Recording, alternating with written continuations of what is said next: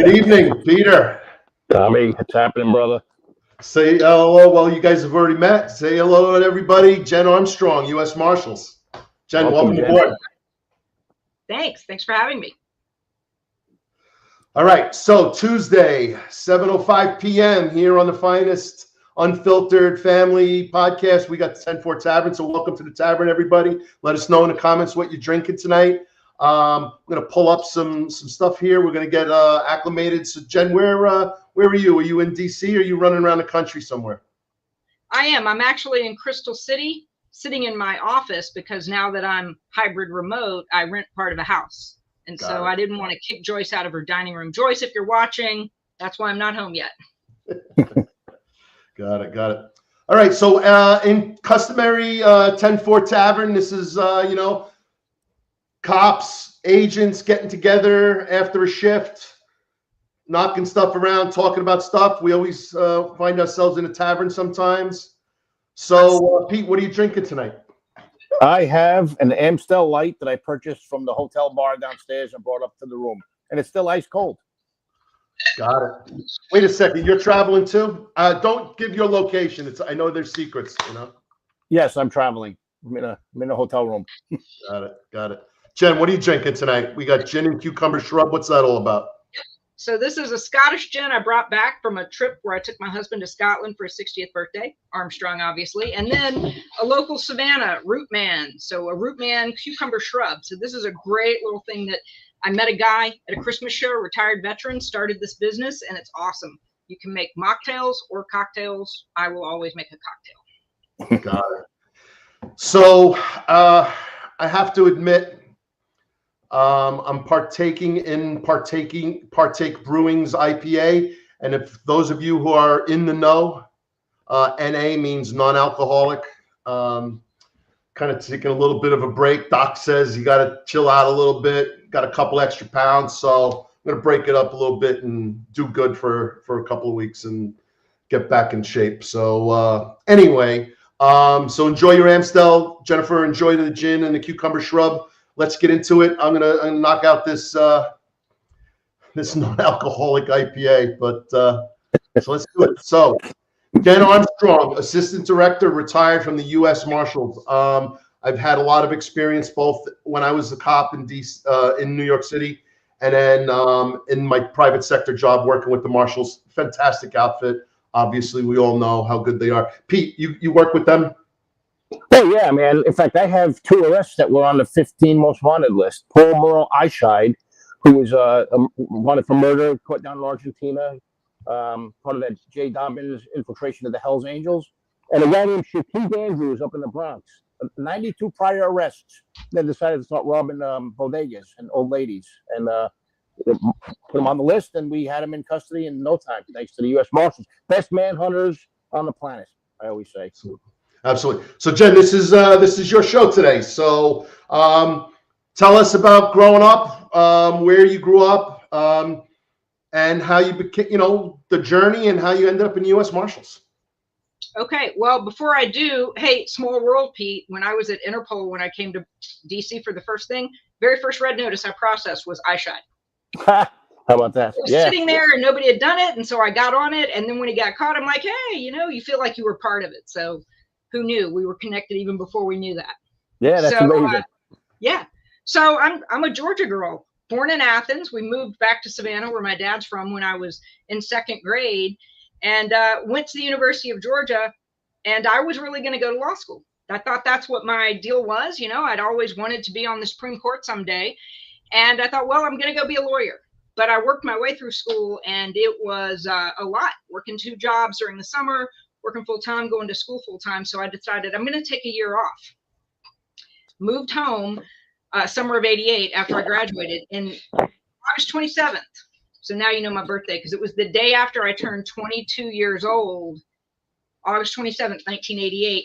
I actually am leaving the house to go get lunch, to go into town, because I lived out in the country, sort of, in a little area that's now very built up, to go get a Wendy's hamburger for me and my sister and my boyfriend. And pulling out of our driveway, because it was a wooded area at Old Plantations, I saw somebody pulled over to the side. We'd been having trouble with people dumping trash. So, you know me, I'm kind of nosy. I decide, well, I'm going to get the tag number and I'm going to see what they're dumping because I want to make sure that I can rat them out to the cops. And instead, what I see is I see this van door open and I see two guys dragging out a person who I can clearly see she's bound. She's tied up somehow. So now I start doing tag number, tag number, tag number, and I just keep driving. Like, don't let them see that you're noticing it, because I'm going to go to what's the closest thing. Circle K, a mile away from my house. No phones, it's 88. So I go to the Circle K because I know I can either get on the phone or there's always a county cop near there, because we lived out there and there was always somebody who was on patrol. Go in, see a guy I know, Joe Chalmers, and I'm like, Joe, I just saw something really weird. They were dragging this woman. It's down where everybody's done the crash over on the property by ours. So that's why I noticed it. And he's like, what do you mean bound? I said, like tied up. Like literally she's tied up and they were dragging her. She wasn't walking, they were dragging her. He goes, okay, show me where.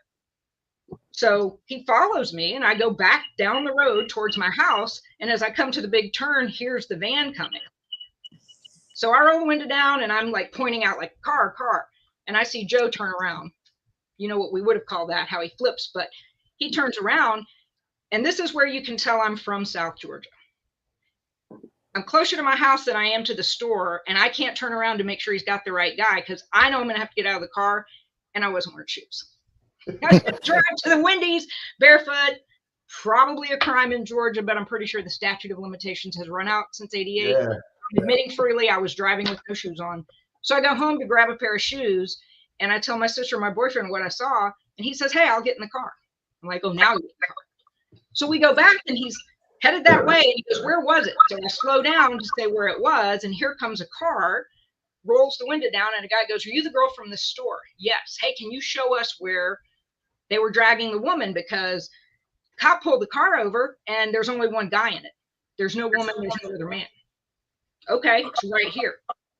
So he says, all right, well, they're up the hill right here. They're in the woods. That's where they probably would be. They didn't have time to go anywhere else. And this is all houses back here. So he gets out and he says, well, I'm a U.S. Marshal. Here I am, 22. I don't know. I'm like, U.S. Marshal. What's that? I know Gunsmoke, but what's a U.S. Marshal? And he says, so show me. And in the Top Cops episode, he pulls up his, ankle and gets his ankle holster out. Now, in real life, he goes to the trunk. He gets a gun.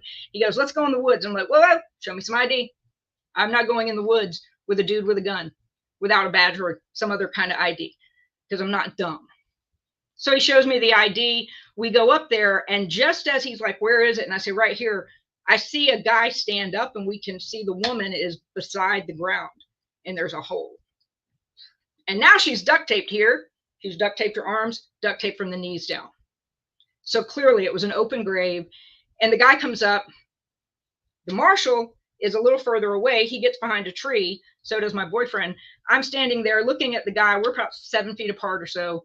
And I'm like, crap, he's got a gun. Turned 22 yesterday. I'm dead.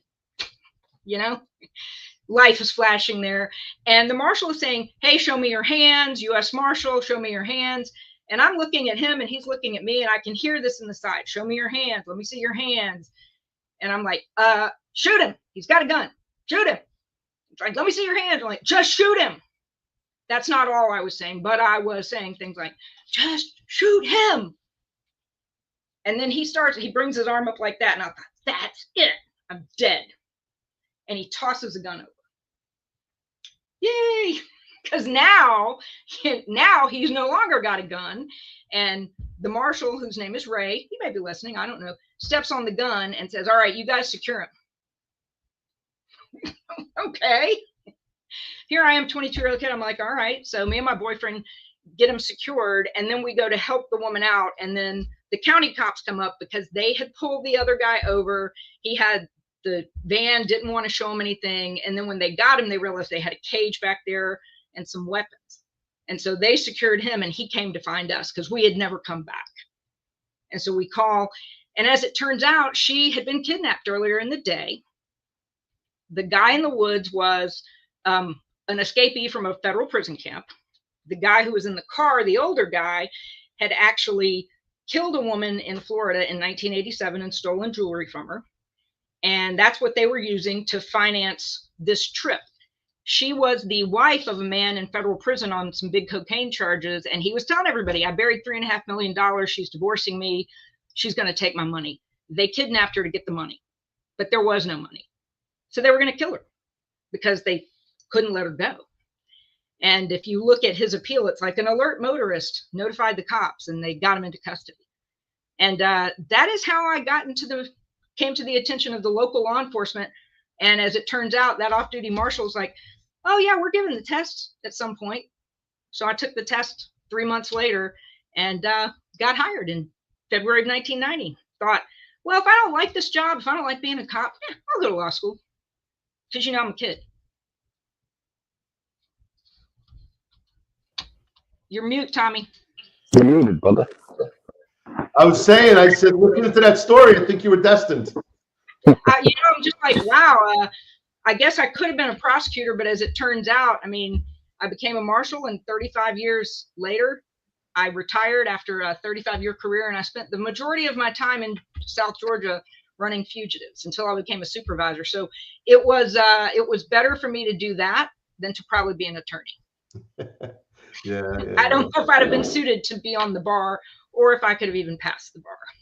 Well, the country, and we're certainly glad you stayed for the 35 years. I'm glad it took you that long to figure out if you liked it or not. So yeah. So this is the guy, right? So John Bruce Vining. Yeah, and he was on death row in Florida. I did not know he had killed that woman till I testified at his state trial for the kidnapping. And after I testified, they let me sit in. They said I could listen to testimony that day if I wanted to. And I was sitting beside a gentleman, and at a break, he said, I really want to thank you because that man killed my daughter.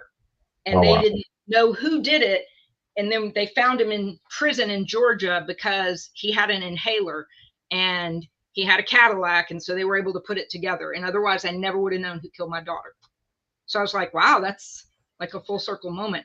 That's not the only full circle moment. The other guy, the younger kid that was in the woods with the gun, my partner David King and I were working warrants, and our chief said, hey, you guys can either go to court or you can do a transport. And this was about 3 years after I became a deputy. And we're like, oh, we'll do the transport because we don't want to put on suits. And we were transporting 3 guys back to state prison. And David's like, hey, listen. The guy in the middle was Larry Stewart telling the story to the other 2 guys, but he was telling the story and he's going, if I had known that was like some 15-year-old kid, I just would have shot her. But I thought it was a cop, and she's yelling, just shoot him. What's wrong? Shoot him right now. And I thought I just had the drop on her, and she's telling the other guy, shoot me. So I threw the gun. I was like, thank God my upfront personality saved me. Because he's like, she's looking me dead in the eye going, would you shoot him? That is wild. So that is another full circle moment. Wow. So you started your marshal career in Savannah area? Yeah, so I went to the Southern District of Georgia, got really lucky. Somebody left, and so I got to stay instead of going to North Georgia. And I stayed there from February of 90 until November of 2008 and spent the first 13 years running the streets and running fugitives and working court and doing all the things the marshals do. But as every deputy knows, you will try to get on the warrant squad and you will try to stay on the warrant squad. Yeah. If I can interrupt 1 second real quick. We got right into it, and my mistake, and I apologize, everybody. Don't forget, we got a teaser coming up, too, for the D.C. police takeover as well. Lily mentions here, arrested 23 people last night, violent crimes, press conference today coming out of White House. So we'll get into that later. Sorry for not calling that out at the beginning. We're definitely going to drill into that. And with this panel, with Pete being a local police officer and a federal agent, and Jen's position as a federal agent and an executive level, my local cop perspective, I think it would be an interesting little conversation about what's going on in DC. But we'll get to that later. Let's get back to Jen and your career. So back to Georgia. So I was very, very lucky, and I would be remiss if I didn't say that being in a small district like that, and Pete, being in the ATF and the way that we're organized, being in a small district, you had to know how to do everything. So I worked fugitives a lot. And I was very lucky to get to do that because I was the only female. And so you're going to need that. But I also ended up working a lot at court and sequestered juries and, the witness protection. So everything we do, because there's not that many of you. So you can't specialize even if you are the warrant people. So I was really, really lucky in that the people that I worked with, like David King, I mean, he retired as the chief of training. He still works today. I'm not going to say how old he is because I know he's listening, but he's in his 70s. Just going to tell you, he's in his 70s. Doesn't look like it, but he's still working as an analyst in the task force down there. And he finds more people from his desk than any regular deputy is going to find in a week, because he's just been doing it for so long. So as you know, Pete, and you know, Tommy, once you've done this and it gets in your blood, I mean, you always want to kind of be associated and be in the chase and help do some good. So I had a great opportunity there. And I was a supervisor after 13 and a half years, because I always thought you should do the job for a while. Plus I was young when I got hired, so I had time. I became a supervisor, and then I had court for close to 6 years, court and prisoner ops and general operations for the 6 offices. And I was just like, man, this is what I want to do for the rest of my career. So I either wanted to go to the training division, or I put in for a promotion to go as the fugitive chief to Interpol. And I got picked for that. And I'm like, whoa, nobody outside the Beltway gets picked for stuff like that. So in November 2008, I packed up and I came to headquarters for what was supposed to be 2 to 3 years. Our director at the time said, hey, bring your field experience to headquarters for a few years. And that's where I stayed for the next 16 years. Oh, wow. Yeah. So if you didn't get that job and you got the training job, would you have been based out of FLETC, or would you have been based out of headquarters? I would have been based out of FLETC. So to me, that seemed like a decent way to promote, but not really have to go too far. Because the marshals, unlike some of the people, don't have to move. I could have retired from where I started. And a lot of people do, because if you love where you live and your family's happy, you're going to stay. Yeah. So I came up here, and I will say this, because I know we all thank our family, but without my husband and kids, when I left in November 2008, they stayed in Savannah. It was supposed to be a few years. Oh. So yeah, it was not a few years. We treated it like an unaccompanied tour. And I will say this, because I will admit it, and anybody watching that knows me, I'm kind of a lot. So for my husband, you know, me coming home at intervals, that's probably why we've been married for 30 years. Yeah, I moved 8 times for the government, and my wife came with me every move. See? Yeah. So, but I know plenty of, we call them geographical bachelors. Exactly. Geo-batching. I mean, one of the pictures that you guys have is my my buddy, my brother, Dan Hall, who we always called my husband's other wife. He was with me in Georgia, and then in 2008 he left Atlanta and also came to headquarters. And for 6 years we shared an apartment, which was great because I'm his kid's godmother, and he and my husband married each other back in the 90s.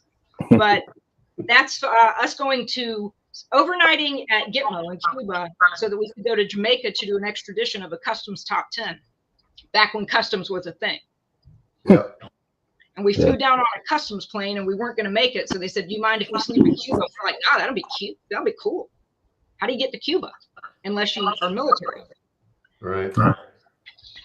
Customs. It was a great agency. Yeah. Yeah. So, all right. So you're in Georgia. You go to headquarters, and you said Interpol. Yes. Right. So what's that all about? So the marshals had the fugitive program at Interpol. So every federal agency had somebody detailed over there. They call it seconded. Like you could be in Interpol in Lyon, or you could be at the National Central Bureau in Washington. And so I went there to be the marshal's fugitive chief.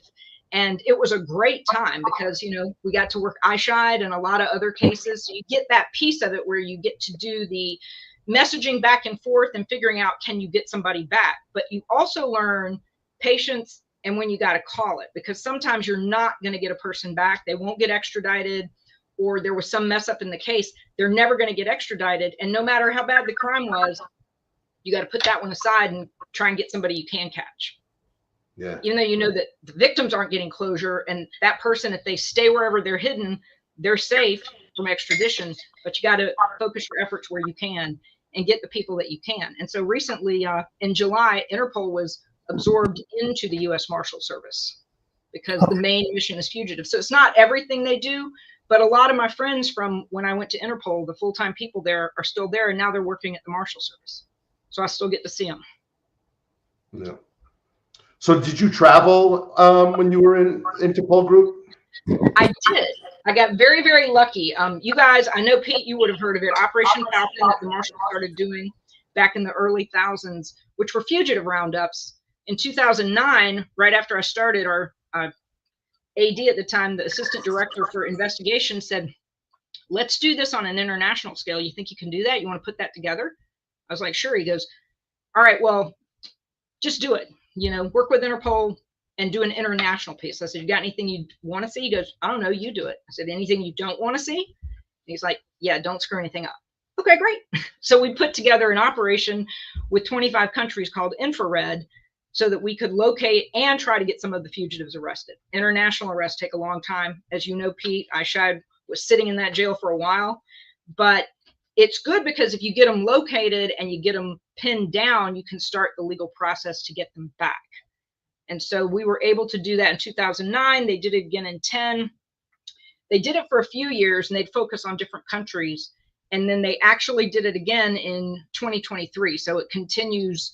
I don't know if they'll ever do it again now that they're absorbed into the Marshal Service, but it was really cool because I got to go to Lyon and spend time. So who's gonna say no to going to France, you know, on the taxpayer dollar? But we were locking up bad guys for the United States, so I feel good about it. Well, I can relate to that. Traveling on the, no one's going to say no to France, of course, and I get that. But I will tell you, I did not travel a lot in the New York City Police Department when we had to either go get witness statements or to bring somebody back. The detectives generally went. Very rarely did a supervisor go unless there was a full-on hunt, and they would use the supervisor to coordinate with the local PD. So I told my guys, you always have to, and then I have a collection of mugs from every destination they've ever went to. And so we have all the mugs lined up in my garage, and each one is from either the PD or the city that they went to.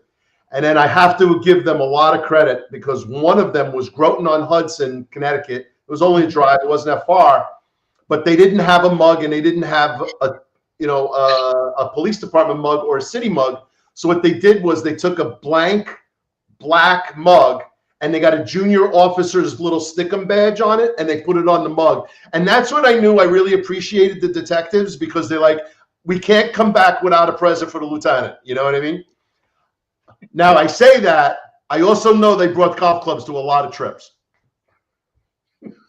I mean, I'm not going to lie. I have done a lot of wine tasting in the different countries. I went on extraditions. I said that it was for science. So, well, they always brought back their bad guy. So there's that too. Go. So, were there any countries that were particularly a pain in the neck to deal with? And conversely, were there any that were just really always a pleasure to deal with, or was it kind of hit or miss? So the countries in Eastern Europe are very, very formal. And the Interpol language is very formal and it seems stilted, especially for us. Like I could call you, and even if I've never met you, we might know somebody in common, or I could call NYPD. And I know when I was working with FBI agents, I could call NYPD and say, hey, Jack Donahue said, call you. And then you're immediately going to get what you need. Well, it's not like that in the Eastern European countries because they're super formal. And it was hard for us to get any information from them because it was like pulling teeth. And it was very stilted. And we had this one guy who came in and he didn't realize that you're supposed to send everything through the messaging system.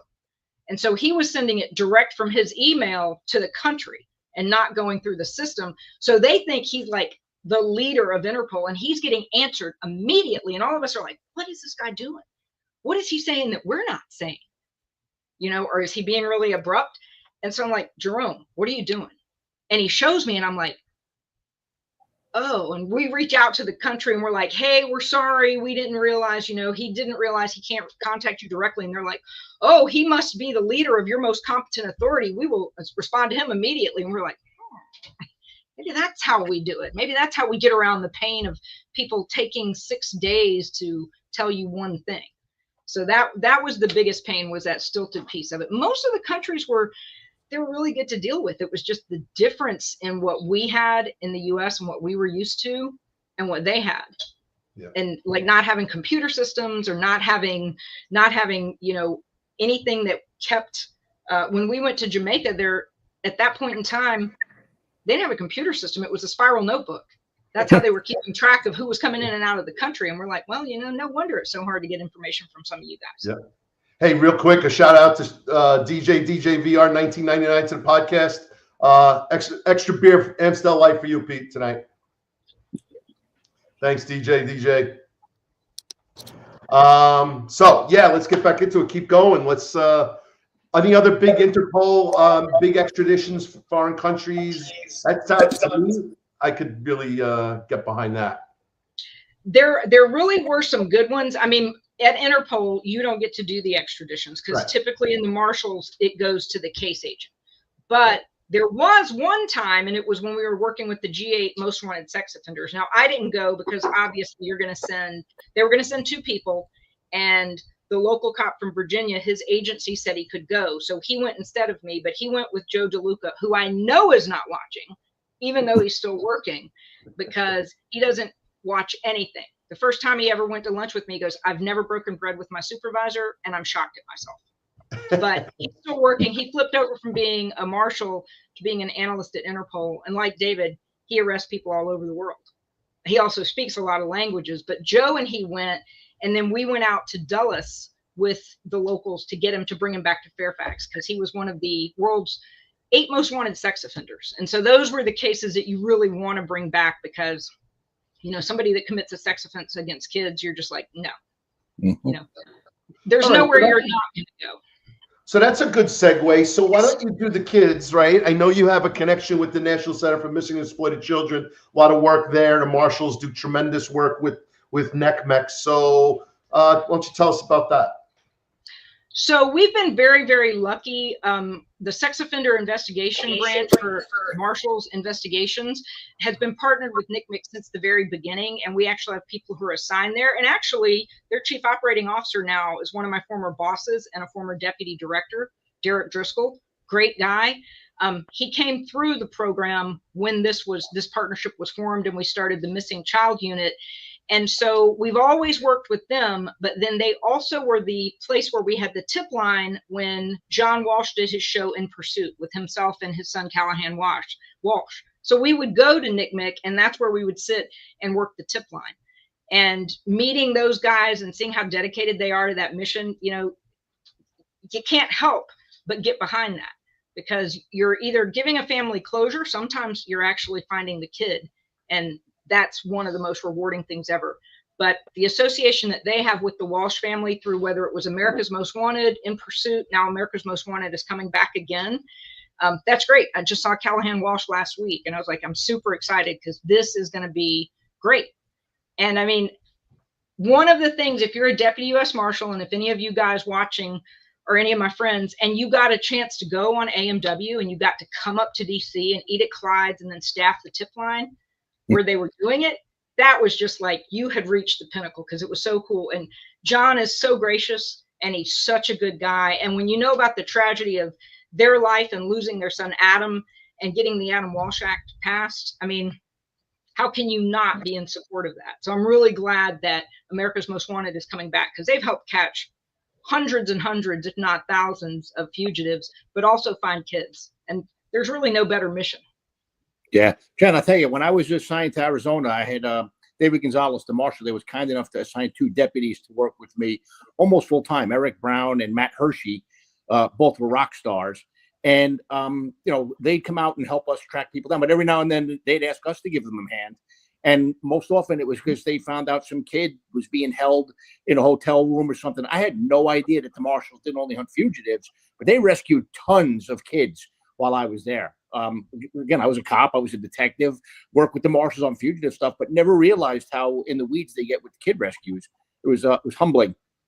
Yeah, there's a whole missing child unit, and that was an authority that was given to the marshals under the Adam Walsh Act. So it's great because, you know, ATF has the guns and you have the alcohol. I mean, don't come after me because I did import this from Scotland. I don't know if there was customs duties or whatever, but you guys had a specific mission and specific crimes, and the marshals are really like fugitive hunters. That's what we did. We do other stuff, but that's what everybody knows. So this was the first time that we had something to go after the unregistered sex offenders and then also missing children. Yeah. And the missing children stuff is just great. Those people are awesome. I mean, who couldn't get behind that mission? But especially, like, as you said, Matt Hershey, he's currently the assistant director for training. One of my dear friends, love Matt. I was going to be the assistant director of training before they put me in judicial security. So I tell Matt, you know, for about 2 weeks, I was going to be your boss. It was probably the scariest 2 weeks of your life. Well, I was the head of training for ATF when Matt was in that role. So we were together in Arizona, and then we were reunited at Fletchy. So it was kind of nice. He's a good man. So then, you know, my other friend, Toby Taylor, for your force review, because Toby was GBI in Georgia. I do. Before we went to ATF. Yeah, I know Toby. He's the chief of the academy now. Yeah. Yeah, he speaks. He sounds like Foghorn Leghorn, the cartoon character, when he speaks. He's got that deep voice and the Southern accent. Yeah, he's a good guy. That's what I tell you, Tommy. I mean, you know, because we're not small agencies, but we're not as big as NYPD, and we're across the country. So Right. It's not easy to know a lot of people, but you will know people in common. One of our former TFOs from Richmond County became ATF Randy Beach, and anybody who ever, yeah, exactly. That's what they do. They'd be like, "Oh, Randy Beach, you ran the streets with him." I'm like, "Yes." They said, He's a legend at ATF. He is. He's a legend in Augusta and Savannah. And they're like, "You didn't want to like kill him?" I'm like, "No, man, I love Randy. Randy, he's a police chief somewhere now." Yeah. I mean, there are guys like those guys that were locals and became feds, or locals that were task force officers that are police chiefs now, like my buddy Mitch Shores in Richmond Hill. You're just like, these guys, you know, that's why I mean, I know they call it the thin blue line and some people can't get behind that, but it really is. It's a family, because there's nothing. Pete could call me and say, "Hey, Randy said call you." I'm like, "What do you need? Tell me what you need."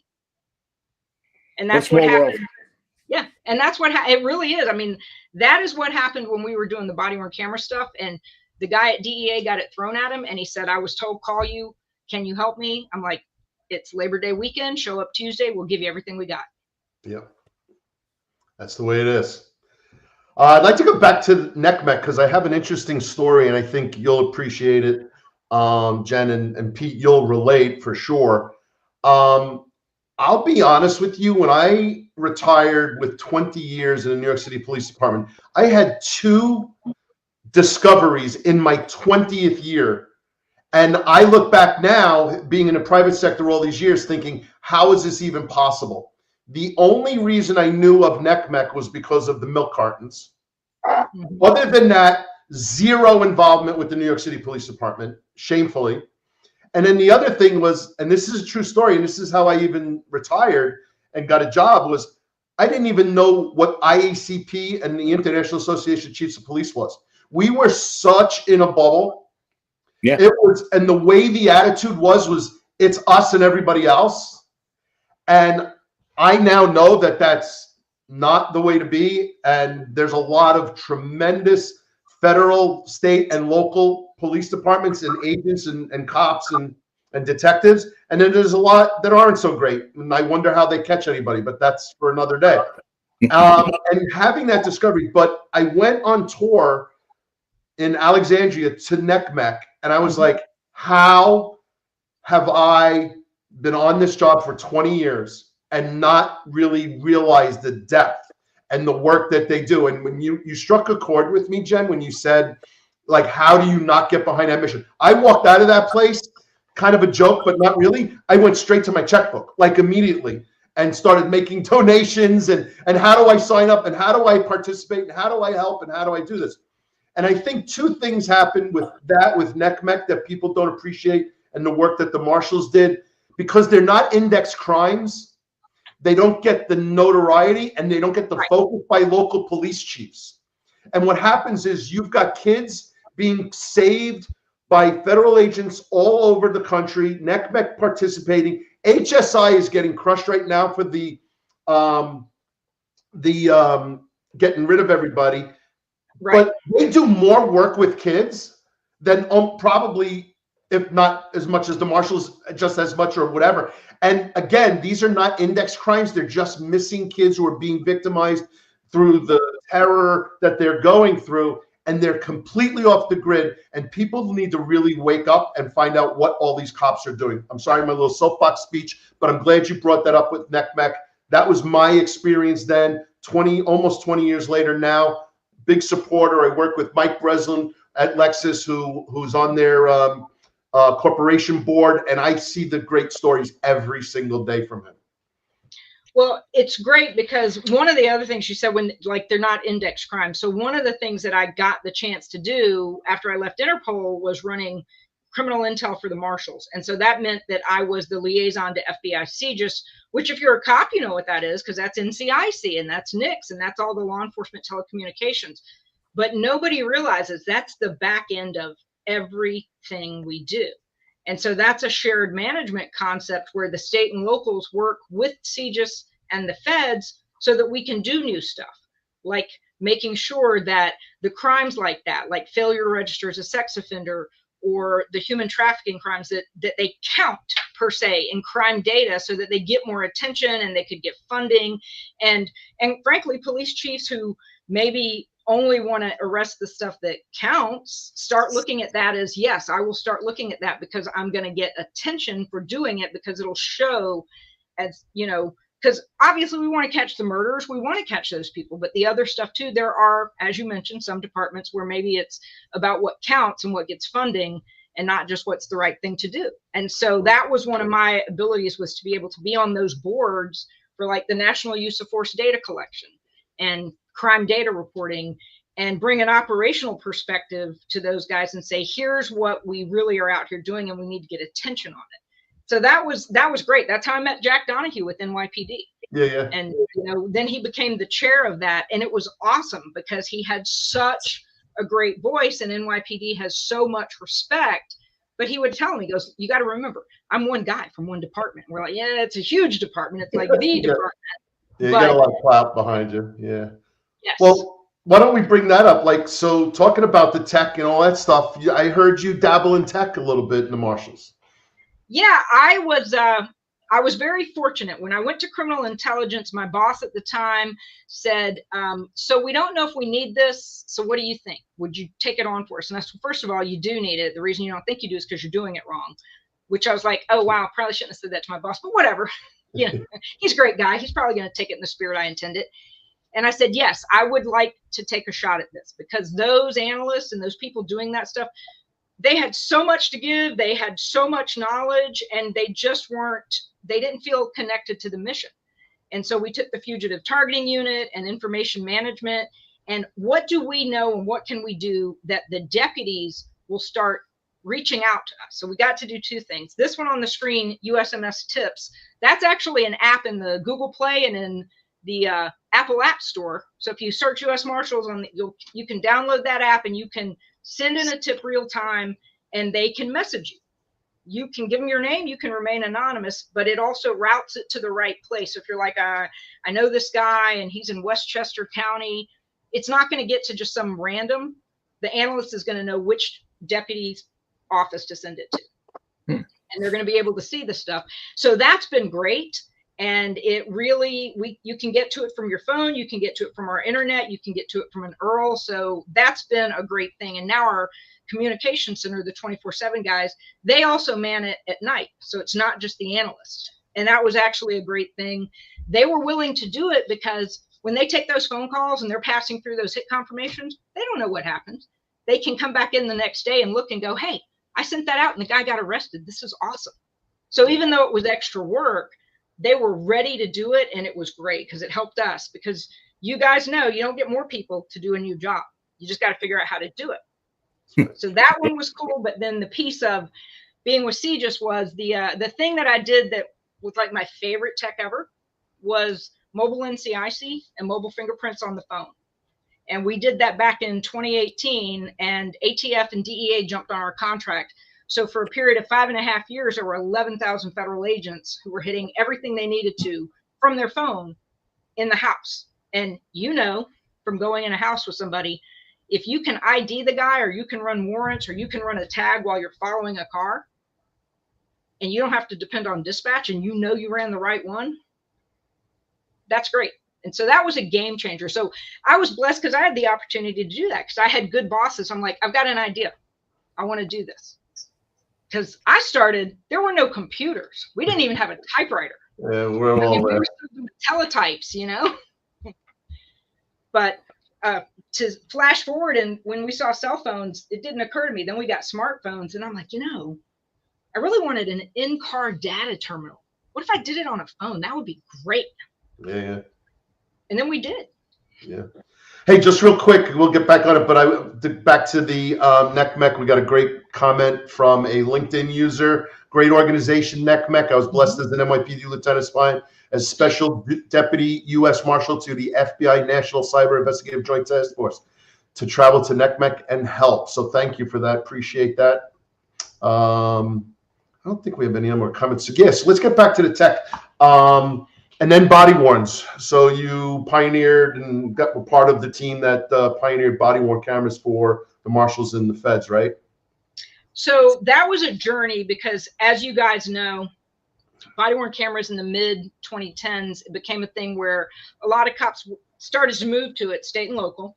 And we needed to, after Ferguson and some things that happened, we needed to be able to not tell the story, but to be able to present the narrative, the real story of what happened, the context around everything. And so as more departments had body worn cameras, the marshals have the regional fugitive task forces, and then the other districts that aren't covered by a regional fugitive task force have their own task force. So we've got a network of well over 2,500 police agencies that work with us every day. They assign their people to us, they get deputized, but they couldn't wear their body worn camera because there was no policy, so they weren't allowed to.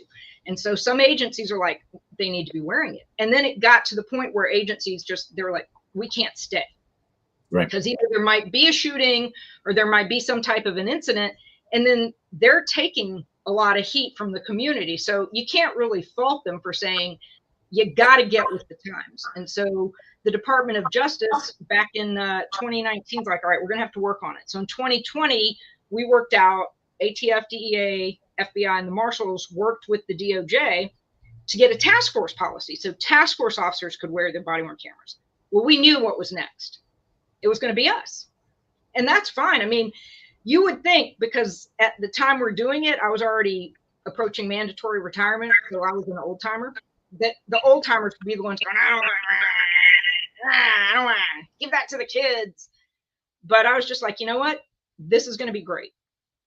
We need it. We need to tell the story. We need to present all of the information. And I have some situations, as do a lot of people who are listening, who are cops, who know that somebody got jammed up. And if they'd had the footage, it would have been done. And I have a very dear friend who's been going through stuff for years. And if there was body worn camera footage, it would be over. And the stress they lived through is terrible.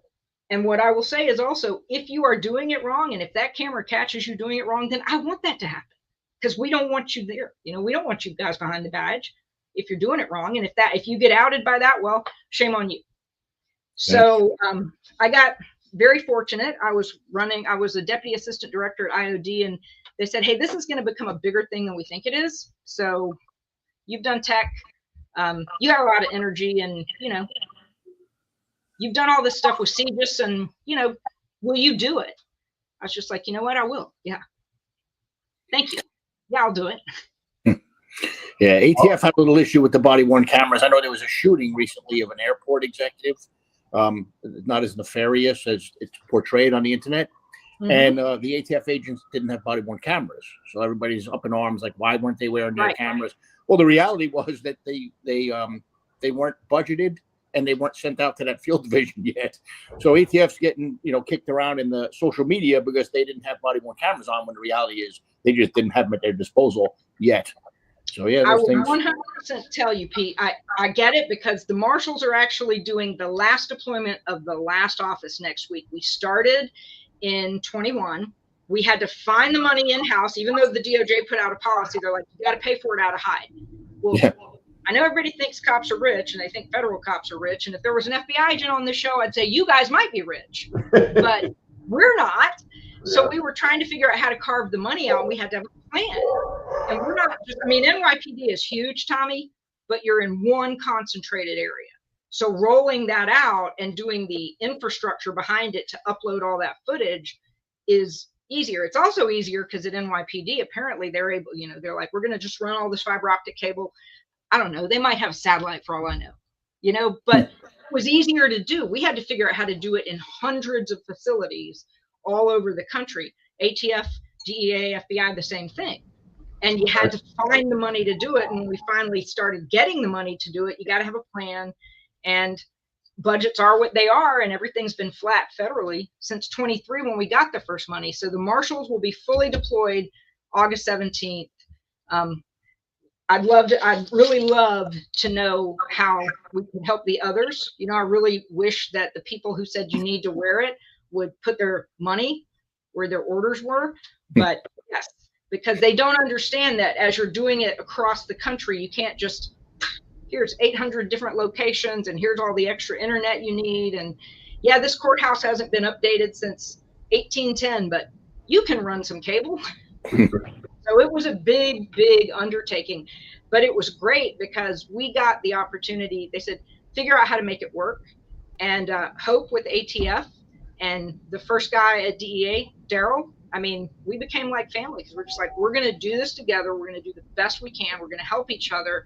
We're going to try to go to the same places at the same time so that none of us are, you know, out there swinging in the wind. And right. I mean, that was a great way to end my career. But the other piece was, and I hate it when people say this in business, but change management, they're like, what's your change management strategy? I was like, change management. Okay, so you guys have forgotten I'm knuckle dragging 1811. I said, but here's what I want our guys to understand. This is happening for you. It is not happening to you. And yep. As they saw shootings and other incidents getting settled very, very quickly, they're just like, you know what? This is great. And now they understand that is one of the most valuable tools in their toolbox because it does protect you. Yeah. Yep. And Tommy, you might not know this, and Jen, correct me if I'm wrong, but what I was told is that because the mission of the marshals is to go after some people who are wanted and they know that people are looking for them. I heard that the Marshal Service gets in more shootings than ATF, the FBI, and DEA combined because of the nature of their mission. Yes. And a lot of it is because we're working with all those state and locals. And so we're going after the worst of the worst for them because it's a force multiplier. And you're able to help them because they've got to do all of the police duties. So you can't pull the guys off patrol or the people who are doing traffic when you've got a big murder case, but you can ask the marshals to help on the task force. And so it is, there are a lot.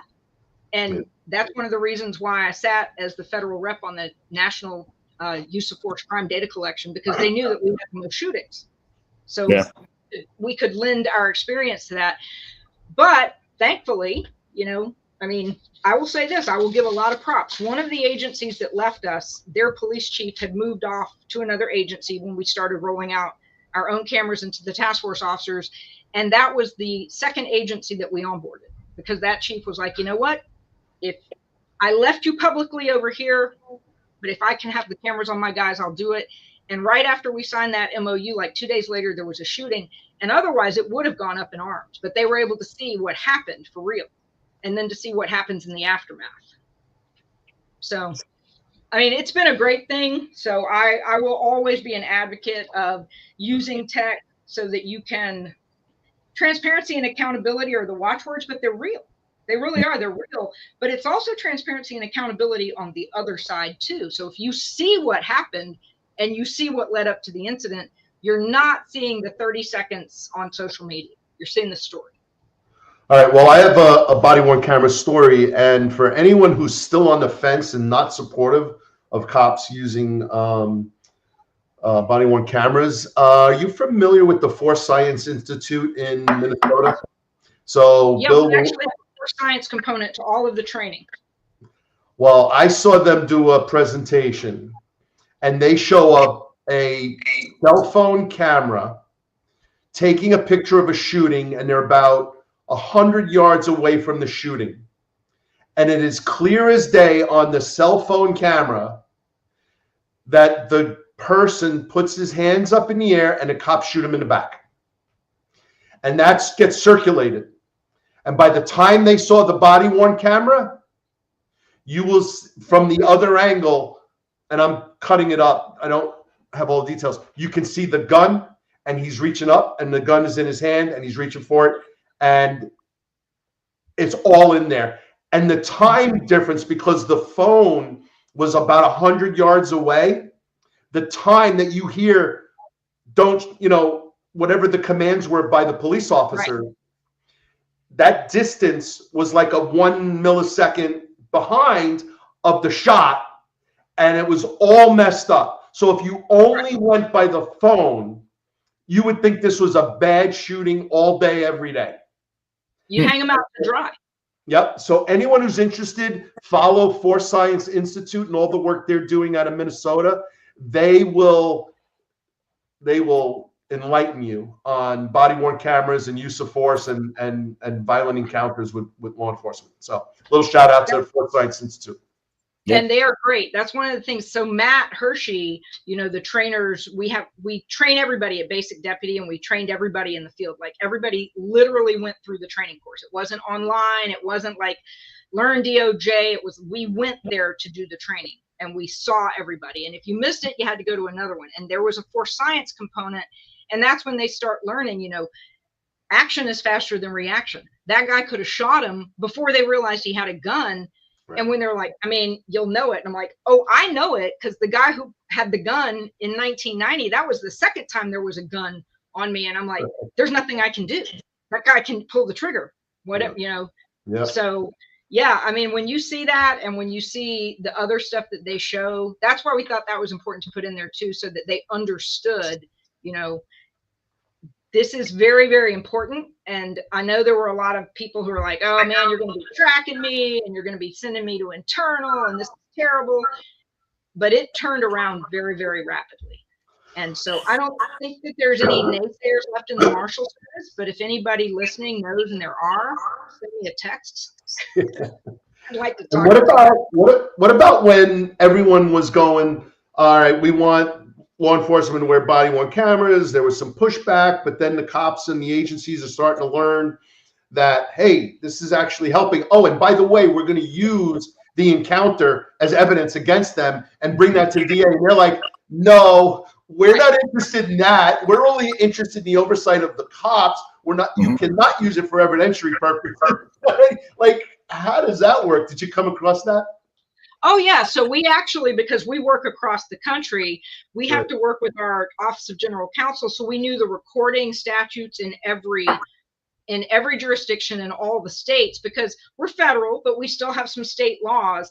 And while we're in the middle of an enforcement action, then the camera is on. And afterwards, it's when you have to talk about, is there consent? But the policy for the feds is really, really clear. They're not wearing them like patrol officers. It's not on all the time. It's when you're going to go out on an enforcement action, or if you're out interacting with the public and it turns adversarial, get it on, so that way there's a record. And hopefully it's not adversarial because of anything you did, but if you did, it's going to be on camera. So, I mean, it's been really good. And when we were trying to explain that to some people on the Hill, and they were just like, you know, we don't want to have oversight by the feds taping everybody all the time. And I'm like, that's not how it works. It's going to be when we're out there coming to your residence or your place of work, or encounter you in public to arrest you. And they're like, well, what do you mean? I said, well, let me put it this way. Cops that wear uniforms that go out and do patrol, that's officer friendly, because he is there to help you all the time. But when a fed comes to your house, the best I have for you is a jury summons. That's the best. And they don't want that either. It's either a summons or it's an arrest warrant. Feds don't just show up. We don't do patrol. We're there because there's something that, you know, you're going away. So that's why that's the stuff that we're putting on the body-worn camera. So, okay, so we're talking about feds and feds enforcement. How about a little bit of a pivot to the federal takeover? Love to hear both of your opinions on this. And then I think there's a couple more stories, a couple of capers you got, Jennifer. We'll wrap that up. And then don't let me forget about the memorial, the fund for the Marshals Survivor Benefits Fund and all of that good stuff, and all the work you're doing there. So the federal takeover of DC Metropolitan Police. Let's hear it. What do you think? So when I say this, you got to remember that I was watching the press conference yesterday like everybody else. So I'm on the sidelines now. I'm not over at Marshals headquarters having to run this or working in the district, but all my friends are, all the people that I worked with for all the years are. And so I know that what's happening right now, what's happening on the ground is different than what's happening in the press. And if I was a local cop, I would probably be completely against it. And I don't have a political say on this. What I do say is two things. One, if it is a lawful order from our boss, then we follow it because we don't have a choice. That's what you do when you're a federal agent. If it's a lawful order, you follow it. But because, and I saw Chief Smith from Metro PD say this yesterday, because the marshals have such a deep relationship with DC through the Capital Area Regional Fugitive Task Force and working with DC Superior Court and all of the partnerships they already have, they're treating it like it's an extension of the force multiplier that we already do. So they're out there working with them, not DC doesn't work for them. So they're supplementing that. And it's hard because you don't want to be in that sticky situation. But what I do think is by putting the DEA Administrator Cole, who just came off of being Virginia's Secretary of Public Safety and Homeland Security, he's got that state experience. He was just doing it for the state. And Director Serralta was sworn in last week. He was Marshal Serralta for 8 years, but for more than 27 years before that, he was a local law enforcement officer and a local law enforcement exec in Florida. So I know personally, because I know him very well, as the command and control person for this, it will be a partnership. They will be working with the locals, and there will be none of this, you work for us. And they're not there to judge. They're there because they were sent there. And so, because I just retired, it's, when we get told to do a thing, politics doesn't come into it. If it's a lawful order, we got to do it. So they try to do it as thoughtfully and as purposefully as they can so that it doesn't chafe those local officers, because those guys are our partners and they're the people that are our life's blood, and our life is in their hand on a daily basis when you're out there working with them. So anybody who would go out there and treat them badly or treat them like we're there because you don't know what you're doing, that's an idiot. Yeah. And I'm pretty sure that somebody will have a blanket party for that guy if they find him. Yeah, for sure. Pete, what do you think? I got mixed feelings about it, and I agree with everything Jen said, but there's some nuances that concern me. And I'll give you a couple examples. My daughter was an ATF agent for a while, and she was actually sent out to go look for juvenile carjackers. The problem is feds don't have arrest powers, really. Well, they do, but U.S. Attorney's Office won't prosecute juveniles. So my concern is, why are we sending federal agents out there to go after juveniles when the U.S. Attorney's Office is going to prosecute them? And how would it look? They're not trained as police officers, ATF agents. I was both. The training is very different. So what happens when you have a stop that goes bad and it's a juvenile, and that juvenile jumps out with a gun, and you have an ATF agent that doesn't have the power to prosecute a juvenile shooting a juvenile? I mean, there's a lot of nuances that frighten me about it. That's the big problem in DC right now. If you talk to people, and Janine Pirro mentioned it in her press conference, you have young kids out there committing carjackings, 14, 15 years old. Look, I've said it on LinkedIn many times, Tommy. You've heard me say it 1,000 times till I'm blue in the face. Where there are no consequences, bad people are going to do evil things. You have juveniles that are not getting prosecuted in the district. In fact, the Attorney General for the District of Columbia said kids will be kids when they brought up the carjacking issue. As a kid, I never had the inclination to go carjack somebody. But it goes a little bit further than that, too. And I think things will change with Janine Pirro in place. Is that I know agents that were grinding out great cases in the district that would be non-papered by the U.S. Attorney's Office as well. So, I mean, they empowered the criminal, and now you have cops being sent out there to pick up the pieces. DC needs to get fixed, but it needs to get fixed on the prosecution side just as much as they need to work with law enforcement. And look, the reality is, and forgive my language, what they're doing now, unless they can get these prosecutors to do their job, is really shoveling shit into the tide, because they're going to pick these people up and they're going to be right back out in the street to reoffend because they're not afraid. And they're not afraid because nobody goes to jail. Yeah. All right. So a couple of things. You mentioned the kids, and you're 100% right. Yes. You and I talked about it. It's probably one of the topics that's the genesis of this entire podcast. One of the things we bellyache on the phone once a week for the last 2 years, right? About what's going on there. Again, so, you noted your daughter, my son's a DC cop. He's telling me about these kids doing carjackings, 12 years old. He calls me up. His youngest brother is 12 years old. He calls me up and he says, Dad, we just got kids sticking a gun in somebody's face. They're 12 years old. That's the same age as my brother. I'm not going to say his name, but, and I'm like, I look at my son and I can't even imagine that he would, like, we talk about bullying in school at this level, and like one kid picking on another kid. These kids are sticking guns in people's faces and taking their cars. And I'm going to say something. Are we not such a terrible society that we're allowing this to happen for the kids' sake, not for the victims, but what about the kid too? That kid's life is over. Yeah. And Jen, my son is not saving these kids from themselves. Yeah. It's outrageous. My son, Tommy, I told you the other day, my son was in an incident where there were shots fired. By the way, Jen, he's assigned to the Marshals Fugitive Task Force in the DC area, the Cardiff. Yep. So he's an ATF agent assigned to the Marshals. Loves it. Loves the team. Said they're great people. But yeah, it's crazy.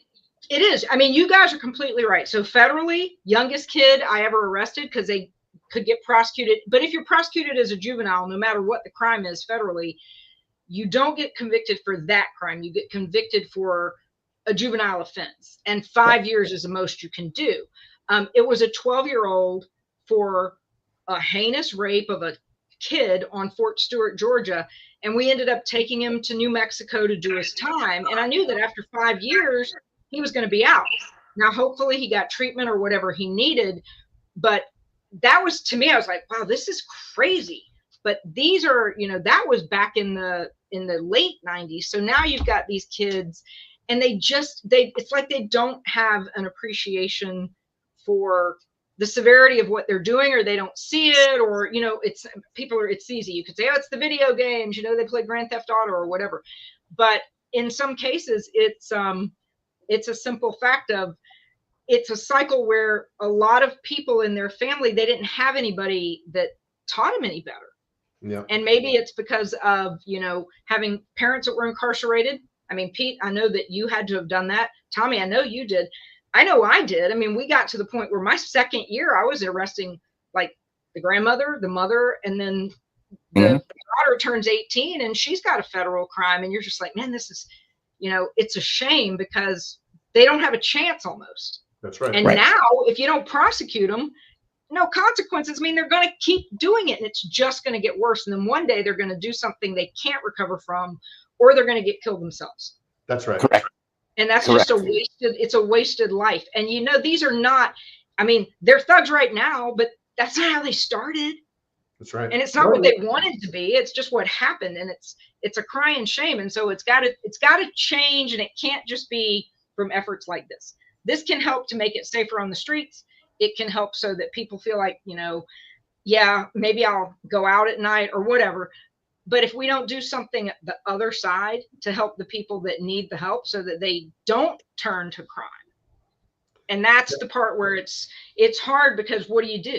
And sometimes they don't want to hear it from me because, I'm just some cop. What do I know? But that is some of the things that, we've done through, and I know you guys have done it too, through things like National Night Out and trying to make sure that they see you as a member of the community. And community outreach is harder when you're a Fed. Because, like I said, when we come to your house, we're not coming because we're, bringing your lost kid home. I might be bringing your juvenile kid home because he's not going to get prosecuted. But, we're not coming for a positive interaction. But we try to have those. And I know that we've had different directors and different administrations, and some of it's been better and some of it hasn't been. But it's got to start at home as well. Yeah. It can't just be the community. Yeah. All right, so let's talk about like what actually happened and why this happened now as opposed to in the past compared to previous times, and what the crime rates are, or are they? This administration's been in for 7 months now, 8 months now, going into August. Crime was wild all year long.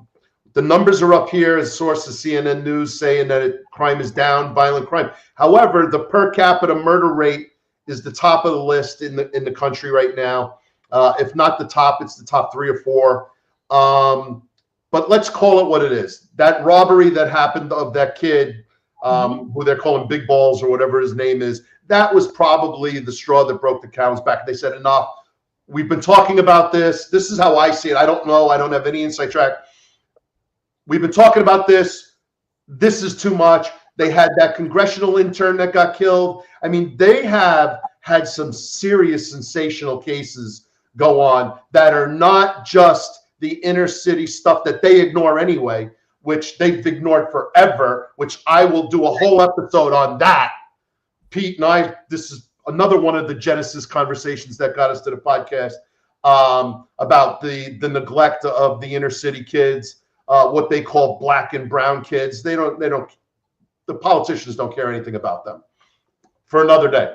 But anyway, this Trump crime plan, as reported by CNN, 800 National Guard members. There's a lot of feelings on that. My son, who's the DC cop, is also a National Guard member, so he's got some interesting perspectives.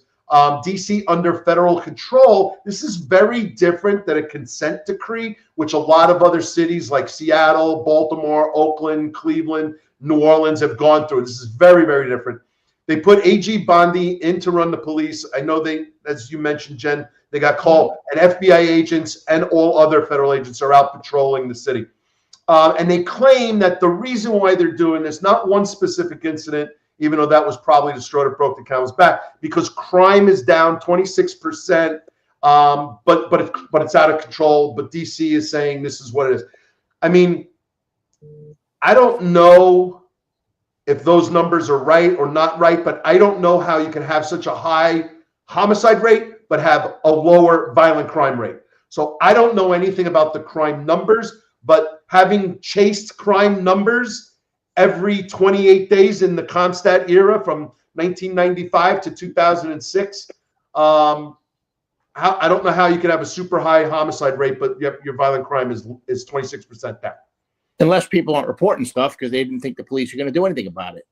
You know, I mean, the whole snitches get stitches phenomenon. I mean, if you live in DC and the kid up the block is doing dumb stuff and you've called the police on him before and nothing's happened, are you going to continue to call the police? I think that factors into a little bit as well.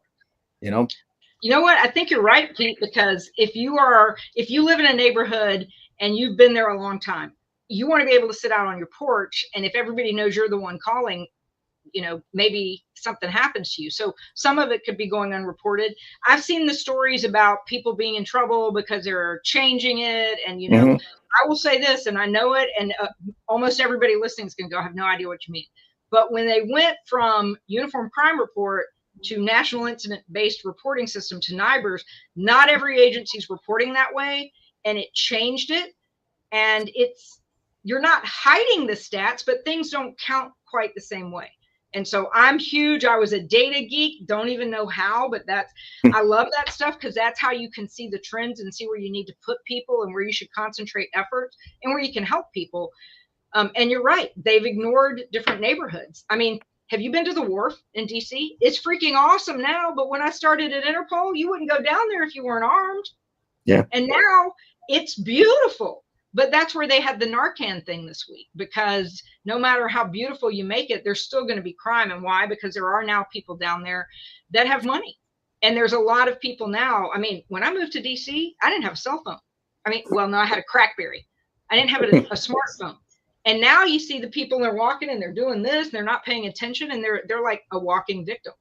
And it's easy to steal their stuff. It's easy to mug them or whatever. So some of it is, it's different now because it's a lot of stuff that you can take that's an easy transportable asset that we didn't used to have. You had to grab somebody's purse, but now you can grab their phone and you've got a big asset.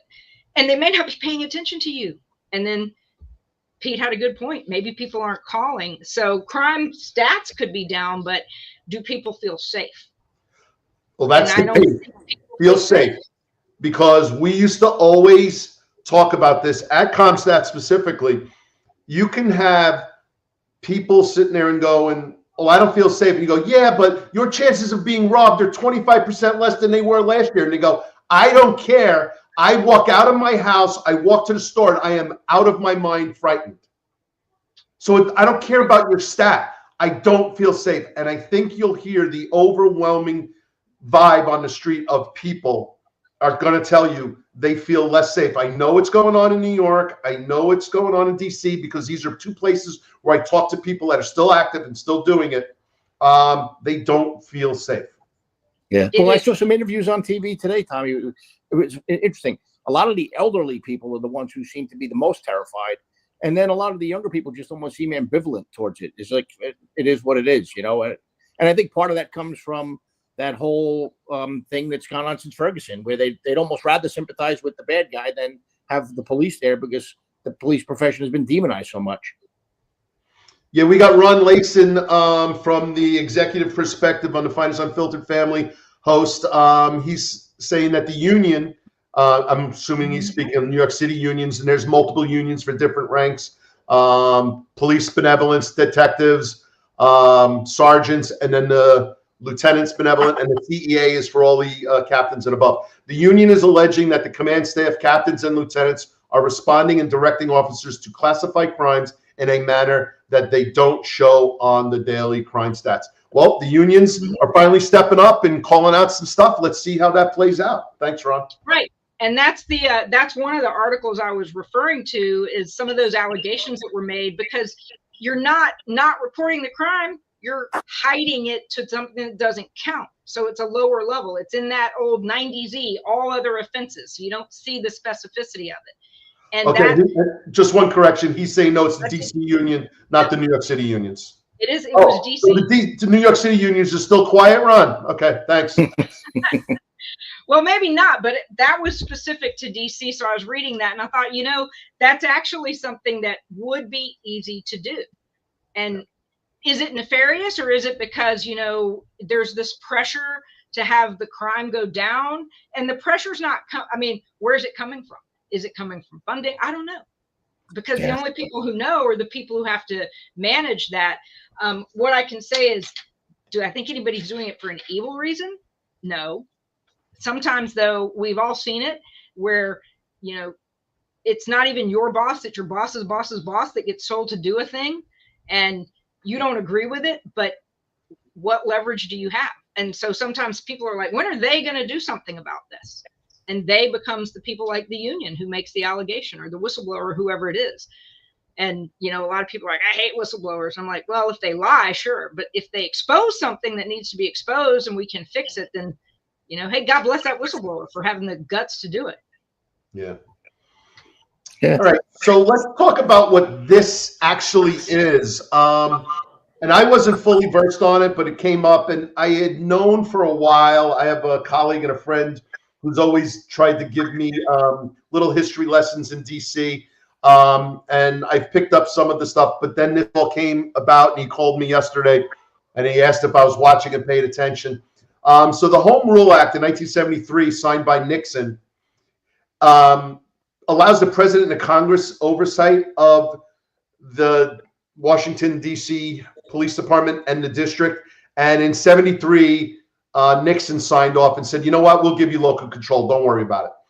The DOJ oversight is not federal command. The consent decrees are very different. They come in, they look at operational stuff, they look at use of force, how they're reporting, how are they doing it, civilian complaints, building in policies, but they're not taking operational control. So this is very different. So what there was an earlier comment in the comments that were saying that they're going to do this in every other city. And I don't think that's possible. I don't think it's possible. They might try to exert some muscle into some of these cities, but they're not doing anywhere else what they've done here. It's very unique in DC. The Congress has the constitutional power to run the city. The proposed takeover, this is unprecedented. It's never been done before, and it just won't happen else. The Constitution is the state's. They would need to cooperate all the way through the political realm in each of these states and cities. I don't see it happening. Go ahead, guys. What do you think? No, I agree. And look, DC Metro cops have federal arrest powers. It's a federal district. It's not like New York City or something. I mean, look, for me to make arrests when I was running Trigger Lock, Tommy, I had to be deputized by the Marshal for the Southern District of New York. I had no federal arrest powers. So, yeah, it's apples and oranges. And I will say, from having spent my time here and knowing how our districts are structured, DC is a federal district. So you've got the federal crimes that are typical federal crimes, and that's DC District Court with the U.S. District Judge. And then there's the DC Superior Court, and there are a lot of deputies over there. And what they're running is essentially what you would see as state court or superior court, because everybody arrested by DC Metro or by state probation, by DC probation, juvenile justice. They're coming there. So their lockup is like the lockup of a regular jail.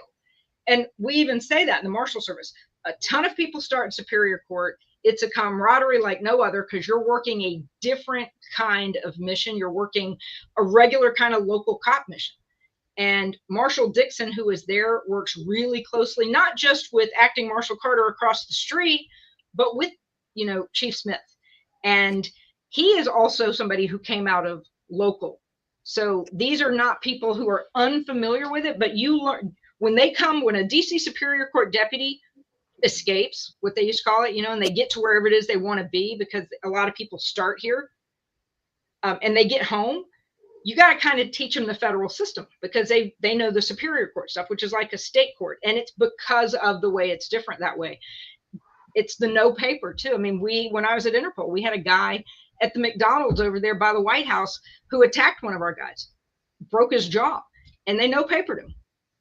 Yeah. And it was, and he was literally a deputy who was going to give that guy a meal. And, it was a homeless guy who, it was the day where he wasn't having a good day. Yep. So instead of taking the meal, he broke his jaw. All right. Now, the other thing, though, is the National Guard. And they're also being deployed. I don't know how the guards themselves feel, but my son, who's both the DC cop, and he's like, not good, just not good. What do you guys think about this? Do you have any insights, any thoughts on this? Well, I don't know what they're going to be doing, Tommy. I know, like when I was, again, going back to New York, we had National Guard assets assigned to our gun center, and they did intel work. They did stuff that wasn't hands-on policing stuff. They did stuff that allowed agents to go out there and do work in the street. I would imagine you'll probably see some of that, maybe some security at locations, probably more omnipresence than anything else as a deterrent. But I don't see them out there doing actual police work. But who knows? I mean, I could be wrong. I'm just speculating at this point. I actually agree with you, Pete. We had the same thing. We had National Guard people. And now the girl we had, Nina, was great in intel. She could have gone out because she had the authority to carry a gun, but that wasn't what their mission was when they were assigned to us. But it's not the first time that the National Guard's been deputized. I mean, it happens for the inauguration, but to your point, it's kind of static security post. So I know that we saw them, when they put the fencing up for different things like the inauguration and other events. And I hope that it's similar like that, because they do have to be deputized, but they're deputized for the specific mission, not to go out and get a gun and a badge and get in the stack and start locking people up. So I think that Pete is right. It's going to be more of the stuff where you can perform static security. And so maybe those agents will go and be on the arrest teams, because the National Guard's doing static security, maybe at the courthouse, maybe at the jail, maybe wherever it is where you need that force, because I don't see them being like a team that's out to the point of the person who put this comment up making arrest, because that deputation doesn't extend to that. And Right. They wouldn't want to. I mean, we've deputized National Guardsmen in the past out of the Marshal Service, and it was never to go out and make an arrest. Right. It was to be part of the security force. So I really don't think that that's the intent, but it scares everybody because it's like, National Guard, what the heck are you bringing them in for? Yep. What are you bringing them in for? Yeah, they brought in Governor Hochul in New York, brought in the guard and threw him in the subway for a couple of weeks. So if any of them go out and make an arrest, I think that would be the thing where you're going to find that guardsman is going to be with his command, and then he's probably going to be, whatever happens when you screw up in the military. And yeah. So I feel like I wish there was a way, and maybe there isn't, I don't know, but could the administration have leaned into the DC Metro government and said, listen, this is going to happen? My understanding was they were completely blindsided by this and did not have a significant amount, if any, announcement at all, advance notice at all. But I would have liked to have seen maybe a kind of a dip in and say, this is going to happen. You need to get your act together, clean up, start prosecuting, bring everybody to the table and say, we need adults in a room now because this nonsense is unacceptable. And they could have kept it under local control, but then say what, every 6 months, whatever, what are your measurements? What are your triggers? And we're watching. And so it's kind of like a oversight light, and just say, you know what, we've given you this amount of time. You've made no effort. We told you, we warned you. This is what we're doing. I just don't like the way it just came out the way this is. I don't like the federal government creeping in like this, even though they have the authority in this jurisdiction. Yeah, who knows? I tell you what I would like to see, Tommy.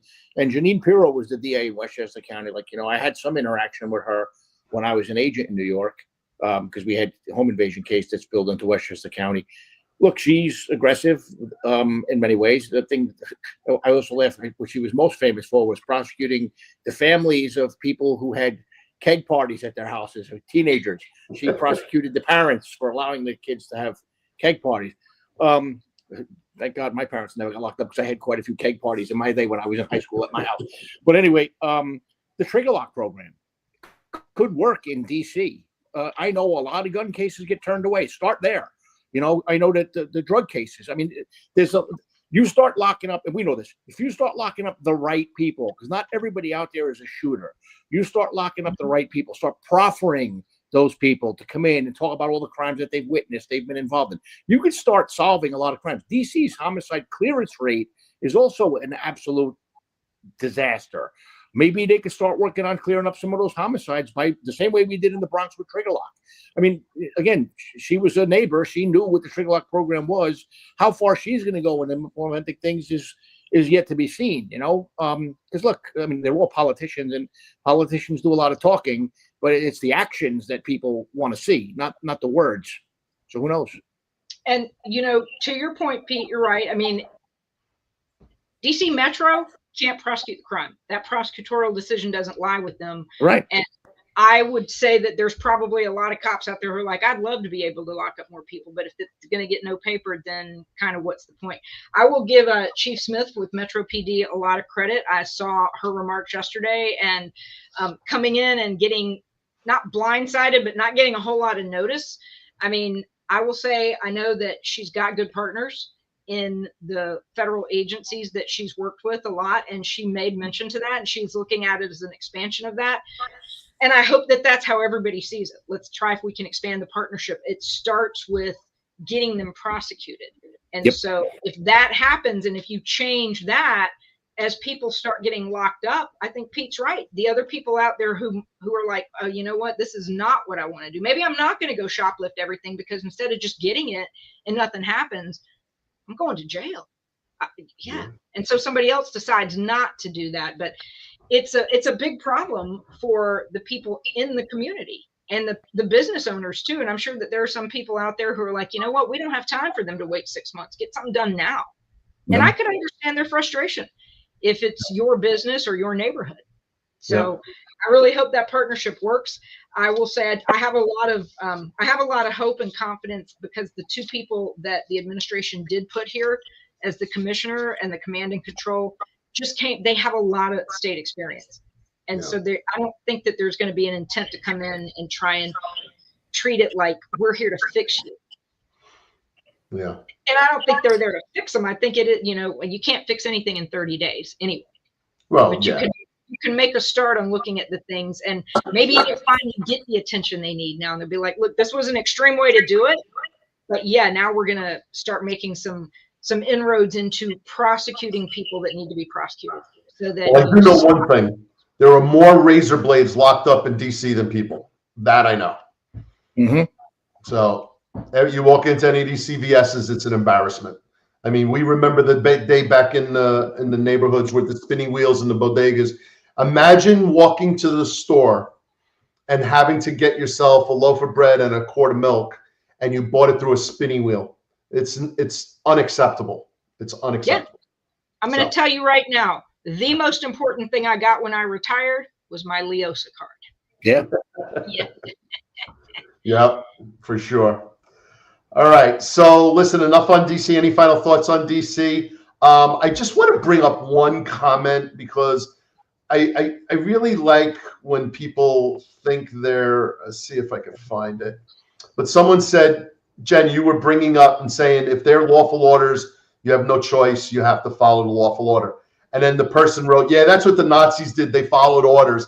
And I said, and I was going to write the note, but I just want to call it out verbally. I think she qualified it with lawful order.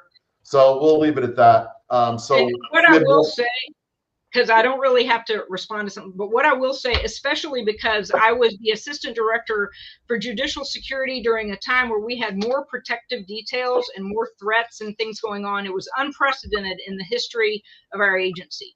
And we had a sitting president and a former president, both under criminal investigation. And we were working, there's no politics there. It was both sides. And my job was, when we were told, do this, do that, give me the legal order. And I worked with OGC all the time. And there were things I said, sir, that's not appropriate. I can't do that because that's my job. So if it is something that they are authorized to tell us to do, right, then that is what I mean by a lawful order. I'm not following orders like a Nazi order. And for anybody who wants to say, I'm happy to meet them out front and tell them exactly how I ran my career. And I got a lot of people who might be watching who put a comment in it because I was famous. I got so sideways with my old chief that one of the reasons I was able to convince my husband to let me go to DC is he thought I was going to go to prison for killing that guy. Yeah. I'm not doing it. I'm not doing it. Yeah. So well, I wanted to bring that up because I wanted to mention the absurdity of it. And so thanks for explaining. All right. So listen, we'll fight back. We will not just go blindly and do what we are told to do. But if it is a lawful order, it's just like the court orders. I might not like the judge's order, but if he is authorized to issue it, I got to carry it out. Politics does not come into it. Exactly. All right, Ron Layson, she, meaning Chief Smith, may have had great partnership, but she couldn't answer what a chain of command was. Her response was, "What's that?" Did you see that clip today? Yeah. Yeah, I think that they probably didn't know because it was being done at the press conference. I was finding it out too, and I'm like, wow, I wonder if those guys knew. I'm assuming I watched it, and if I thought 100% that she didn't know what the words chain of command was, I would be like, we have a problem. I just think, and I'm giving them the benefit of the doubt because I did also hear today that I didn't know yesterday that they were blindsided and had almost no notice. So they're scrambling. I'm sure Chief Smith knows what chain of command is, but they did not know what was going on. And then the mayor had to jump in and save her, and it's a hot mess. Oh, I don't envy any of them for having to lead that. I really don't. I mean, I'm going to say that because I was at judicial security, it would not have affected what I ran at the Marshal Service. But the people that are having to deal with it, I feel for them because it's a sticky situation to be in. It's rough. All right, so we got a couple more things, Jen. I mean, there's a big caper you told us about. We didn't get a chance to talk about. Who's this guy? So if you are ever watching Investigations Discovery, it comes on from time to time and people will text me, but that show, I almost got away with it. So while I was still back in the day, but I was no longer running warrants, I was a court supervisor. This guy, Dominic Reddick, he actually escaped from a transport. The transport bus broke down in Florida and he kind of sneaks off and he made his way up to the Savannah area because somebody picked him up to help him. And we got a tip and we were busy working court, but our fugitive squad, because it was a small district, they needed some help. So we go to back them up. And I don't know if my deputies that were out there with me are listening, but I know that they will appreciate it. Here we are in our court clothes and they're like, we got to hit this place. We know this guy is here. It's ag assault on an Orlando cop. It's attempted murder. It's a pretty solid tip. So we're trying to work the phones to figure out, while they're trying to make sure nobody gets away in the area, what is it? Because it's not something we're used to. Well, a local college had to use this place for temporary dorms, and we were able to get a key. We're like, here's what's going on. Will you give us permission to go in? We may have to take down the door. And the guy who's running the door is like, if you stop, we'll give you a key. Because they don't want to take down the door because then they're going to have to pay for it. But as it turns out, while we're trying to do all that, he's not dumb, a little bit hinky, and he gets out the back door. And because of the way it was done, the dog was too far away, but he's running. And I mean, he is running fast. This dude was fast. And he gets out South Georgia, in the Richmond Hill area, which is not town. So he's in the woods for about 3 days. And, you know, everything we know and all the tech we have to catch people, you're trying to employ that. And we're like, they got him pinned down. They got him pinned down. No, they didn't have him pinned down. He ran right out of his shoes and pants. So all of his stuff was, you know, we found it the next morning when we were finally able to find it. So those are boxer briefs, because that's what he was wearing for the 3 days. And he actually stole those shoes off somebody's porch on day number 2. So he's running through the woods, not suited for rain and 40 and below 40-degree temperatures. And so we're going and working all day, courts or whatever, and then coming out and working at night, trying to help catch this guy and getting all of the tips that we're getting. I'm doing all the news stuff. So people are like, oh, hey, it's been raining. We see you wearing a different hat today. And I'm like, we're tired. And when we finally catch him, it was at a rural exit on I-95, because he had been in a trucker. He got picked up by a trucker. And the guy hears something on the CB about, hey, everybody, the marshals and the local cops are looking for this dude. So he puts him out. The next exit, he's like, I don't know if this is you or not. Get out. I'm not taking the chance. So he's hiding there. And then he calls us. The trucker calls us and says, I might have dropped this guy off. So now we've got an area, but the area where we are is literally got nothing at that exit at the time except an old gas station, a truck stop that's no longer operating, and a kind of a small gas station, which was our command post area to round up. On the third night, this lady comes out. She's like, hey, are you the lady from the news? I just saw him come out of the back. He snuck out of the woods over to the dumpster where they threw away some donuts. So we're getting ready to round up, and he runs back into the woods. Now, of course, now we're right there on him, and the Georgia DOC hound gets him, and we pull him out. And that is from all of that you see there is from the brambles. He slept in a tree the first night. He's like, I was holding on to the tree, and he hadn't eaten in 3 days. So he said, I had no idea. He did not even know he was at the store where he had been dropped off, because he had been running and hiding. And he's like, I had no idea where I was. I could have been 10 miles away. I could have been in Florida for all I knew. I just kept moving.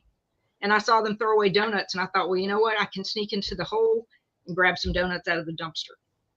And luckily that woman had been watching the news, because it was all over the news. You know, if you see him, because we knew that he had been stealing shoes. We had seen things running down the railroad tracks from the cameras up there. So everybody in the community had their eye out.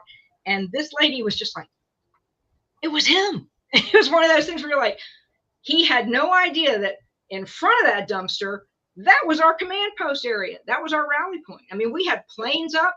We had stopped a Boy Scout camp. They were doing their camp out. We're like, we're going to have our plane up. So you can't have it where the kids are doing their little camp out and they have to go farther away. So they get the bravery badge or whatever they get when they're camped out. You know, they sleep alone out in the woods, because we don't want to mess with the FLIR. We don't want the heat signature. So those poor kids, they didn't get their right camp out. I hope they got their bravery badge. But when we got him, took him straight to the hospital. And when they were trying to clean his wounds, you know, they said he's screaming because it hurts, because they're open cuts, but he will not let go of the food you gave him. I'm like, well, yeah, because he hasn't eaten in 3 days.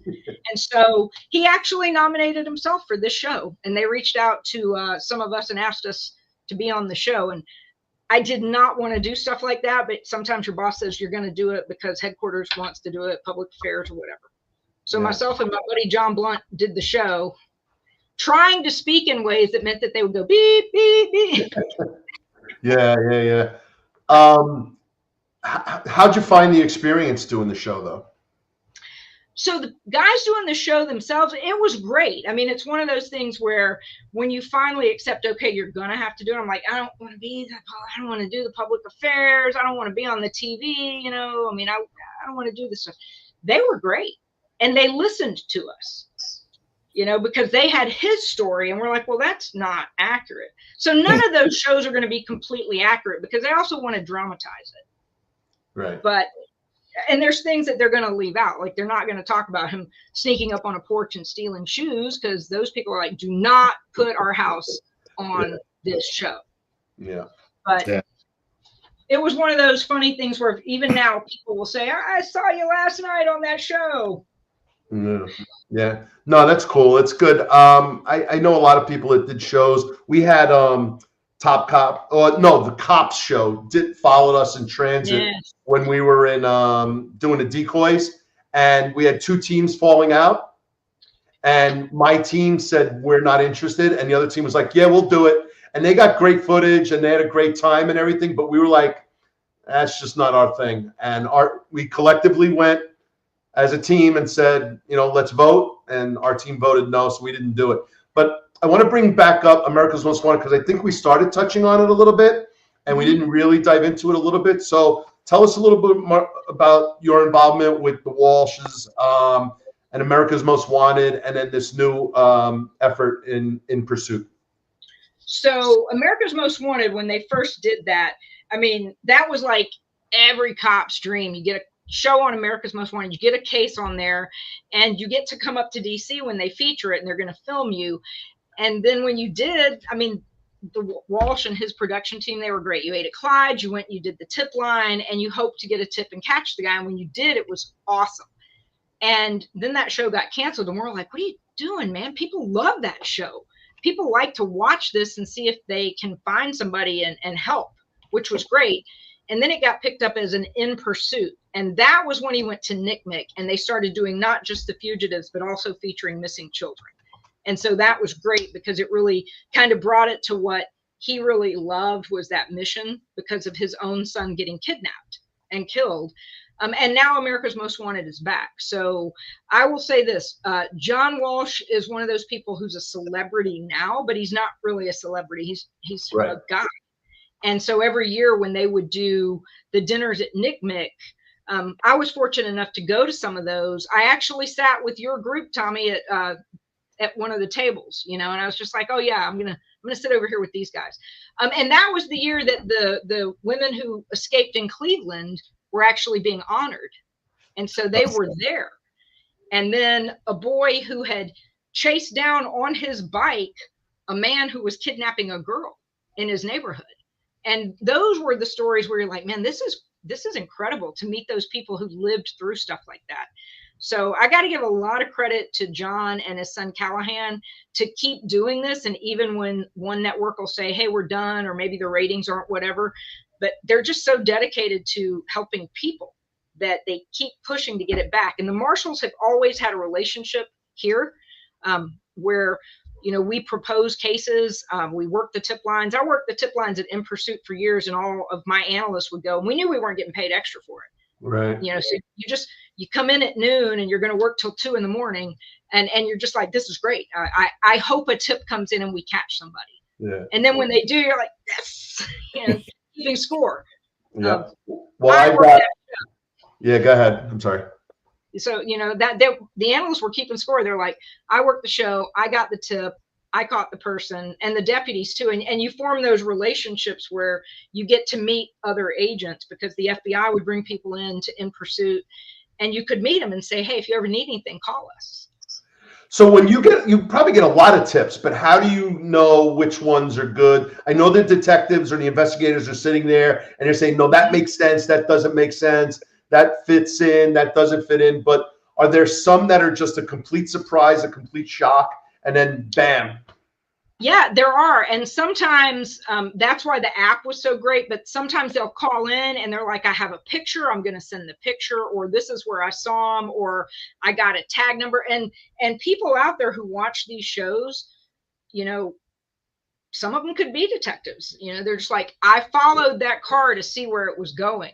And they give you a lot of information, and you start running it down and you're like, man, this is actually really good. Or it's especially when you catch somebody in a different country, they start giving you information, and then you can start using Interpol and start communicating with that country. So, I mean, it does teach a lot of the guys who work these cases how to be a better investigator, because they see different ways of using the information. And that's why we put analysts at the show, because it's not just the tip taker, it's the intel analyst who can start running down the information to see, is that a real address even?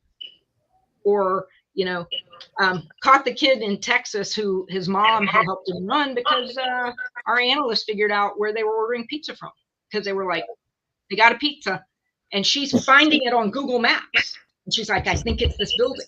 Yeah. Pete, you got any America's Most Wanted stories? Well, no, other than, like I said, Jen worked on a case that I had worked on, Paul Merle Eyeshide.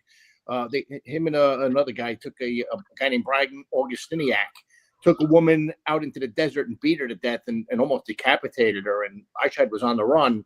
And Jen might know more than I know on this, but from what I was told by David Gonzalez, who I know we're going to be talking to in the near future, they identified him from a tattoo, not even the whole, a portion of a tattoo on his arm, because he had changed his appearance. So they were able to somehow take an image of that tattoo and confirm that even though he had other work around it, that it was part of the tattoo that he had when he was part of the Hells Angels motorcycle club in Mesa, Arizona. And it literally was in the country where he was caught.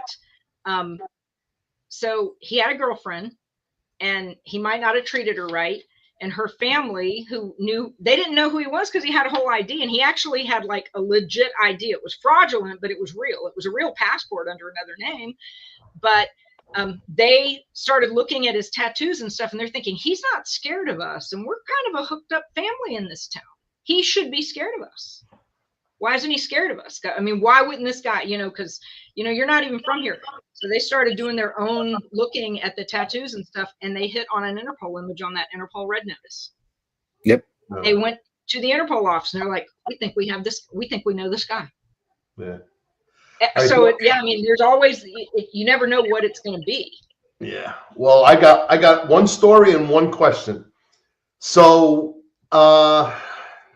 it's probably in the late 99 or 2000. We had a Brooklyn music producer promising to get these kids, make these kids rappers. He gets shot and killed in his little basement studio. And we ID the guy and we go on the hunt. And the two detectives get on America's Most Wanted. So they go down to DC, and they're in DC. And I'm not going to say it happened or it didn't happen, but there might have been a couple of tips that came in that said the guy was in Vegas. And we all knew he was in Florida.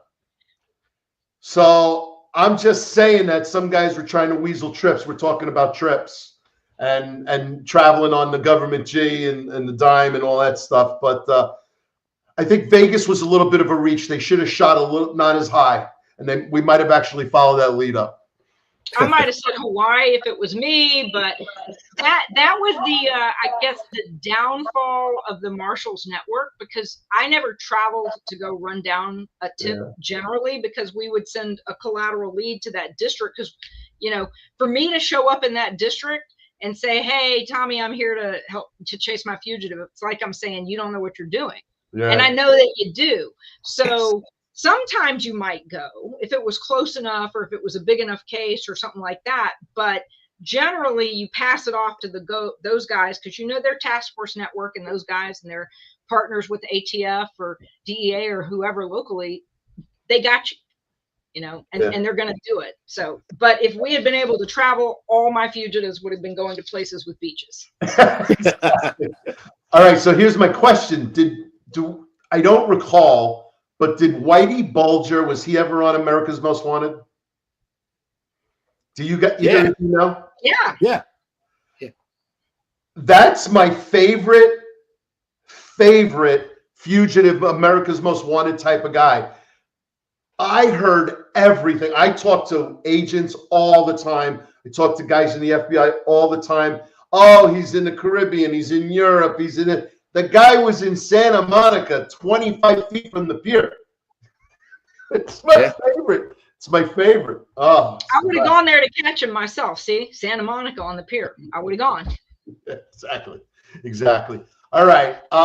We're getting about an hour 50. So there's a couple of other things that are important to you, Jen. So let's bring up the Marshall Survivor Benefit Fund. What are you doing with that?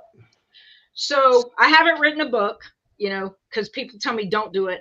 But the one thing that I support or that I want to promote is, so after 2011, we had a particularly rough year losing deputies and task force officers.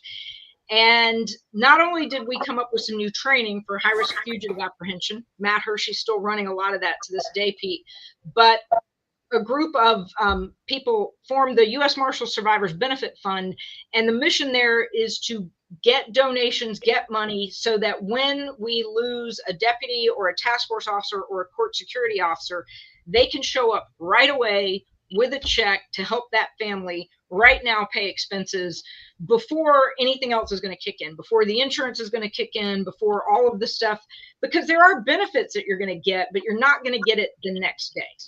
And you're not going to get all the support that you might need, no matter how many other great organizations are out there. And so since 2012, they've been doing this. And we've lost so many guys, some of whom I'll tear up because some of them I knew since I was 6 years old. You know, these are guys that, I mean, everyone that we lose, whether I knew them or not, they're a brother. And so this is near and dear to my heart.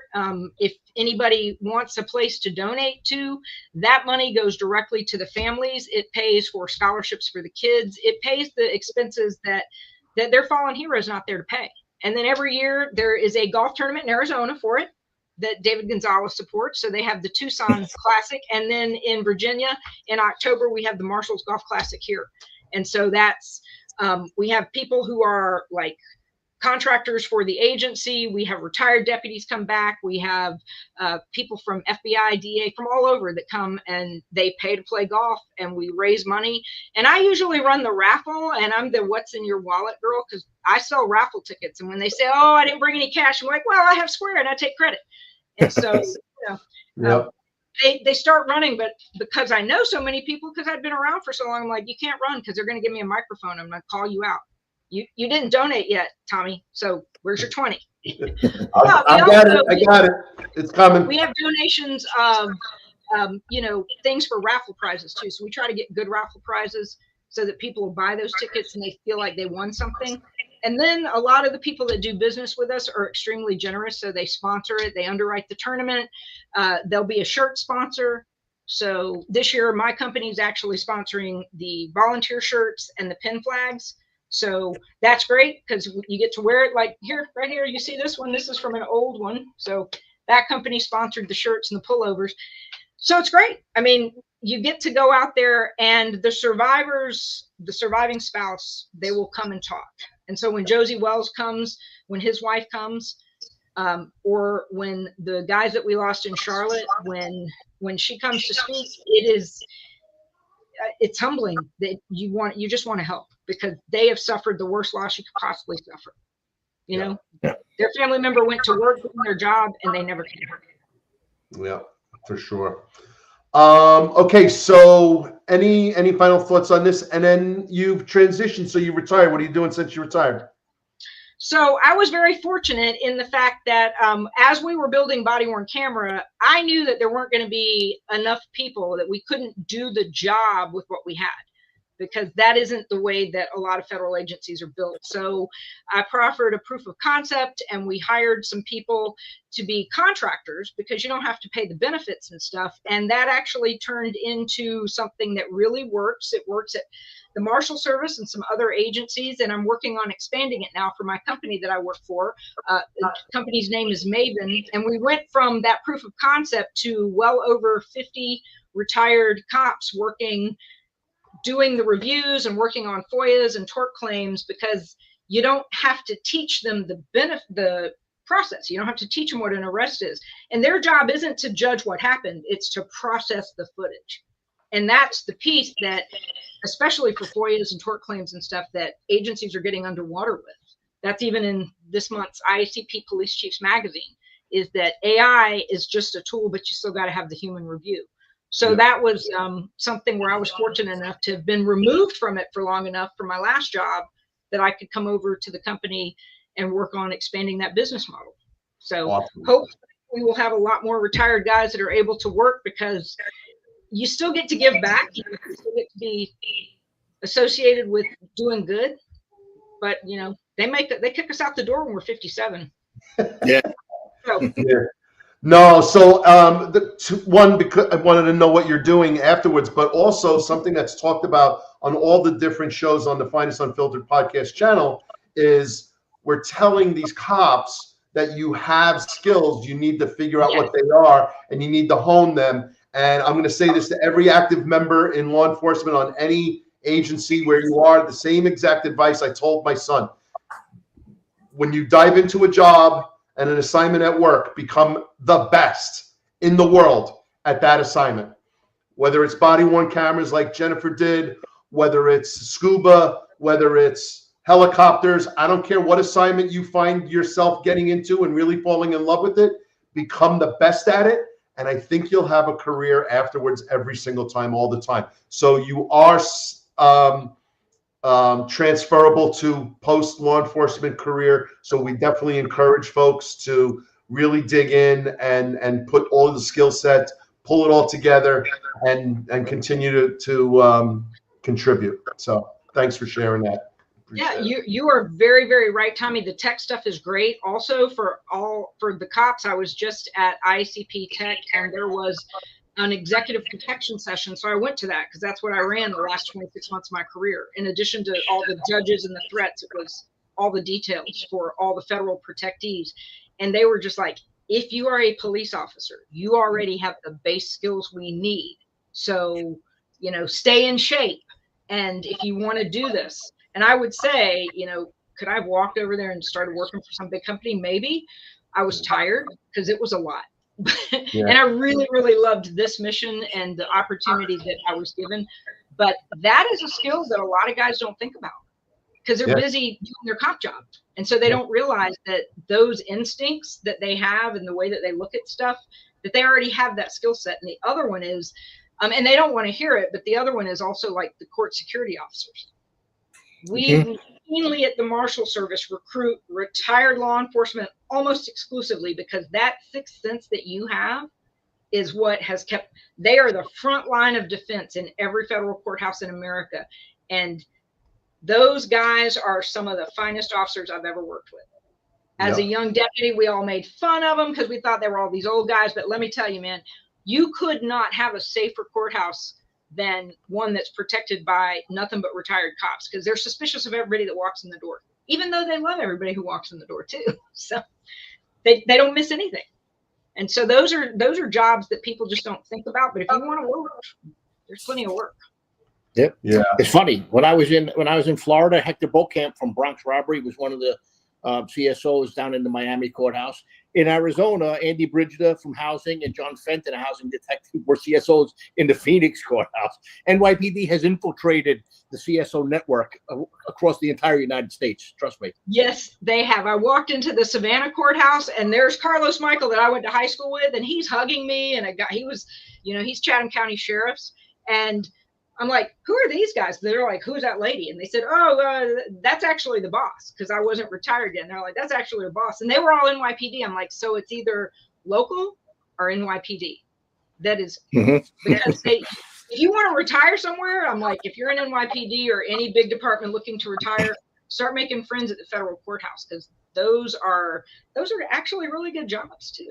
Yeah. Good to know. I didn't know that. Appreciate that. Marlon B. From the Finest Unfiltered family, he said to drop that age limit and just transition older agents into more analytical and training assignments. Why not? Why aren't they doing that? You know, I would say two things are going to happen if they raise the retirement age. So when I started, mandatory retirement was 55, and then it changed in 94 to 57. And I was like, I'm not going that long. I'm out of here when I got 25 years in, because a Fed can retire after 25 years at any age if you're law enforcement. Well, I didn't do that. I did 10 more years, and I was in my second extension because I love my job, and I love the job. Yeah. But to do that, if they raise the age limit, that also raises the limit or the entry age. So you would be able to come on when you're 40. I'm not personally opposed to that, because you could do a career in the military, or you could do a career in a state agency or a local agency where you can get in younger, and then you could go Fed. And that experience and that knowledge, I wouldn't be opposed to it.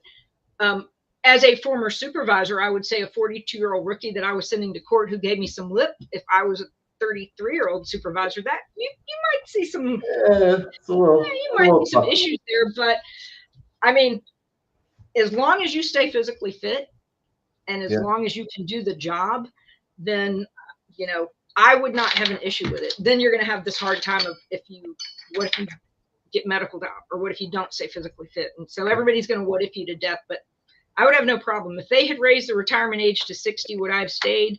I don't think so, because I've been away from my family for the most part for 16 years, going home once a month. So now I'm home 2 weeks out of the month. And so my husband says that's enough for right now. He's still transitioning. It's hard for him to transition. But the other piece is too, and I know Pete knows this, if you're a federal law enforcement agent and you feed your TSP the way you should for your retirement, you also might not have to work. True. So you True. could. I didn't have that luxury, unfortunately. I had some court bills to pay during that whole Fast and Furious mess. But hey, she's right. I know plenty of TSP millionaires. I mean, I will say the federal TSP and the retirement system, for those of us who were lucky enough to hit it and get in there and max it out because you just sucked it up, and if you never got that money from the start, you didn't see it as money. If you don't know anything else and you're a federal person and you're new, man, feed your TSP, get on Chris Barfield's Facebook page and listen to those guys, because they know what they're talking about. And Chris does it for free, so God bless that guy. He's great. He's great. All right. Well, that's good. So, Pete, I'm going to bounce over to you for any final thoughts, and then we'll say thanks. And then I have some house cleaning to do at the end.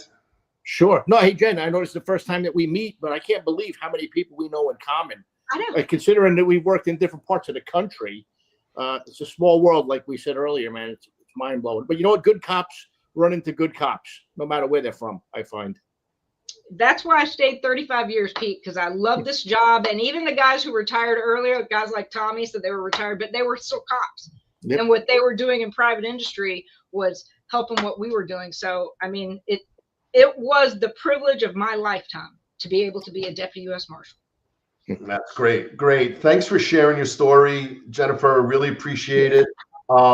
Great stuff, great pictures, great stories. And I think the country is grateful that you did hang on for all those years and contribute the way you did. So thank you for that. Thank you to your family.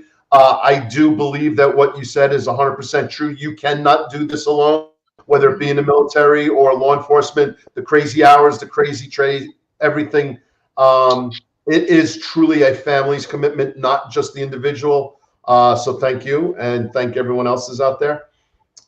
Next week, Pete, you want to tell everybody who's next week? So next Tuesday, 7:05, it is August 19th.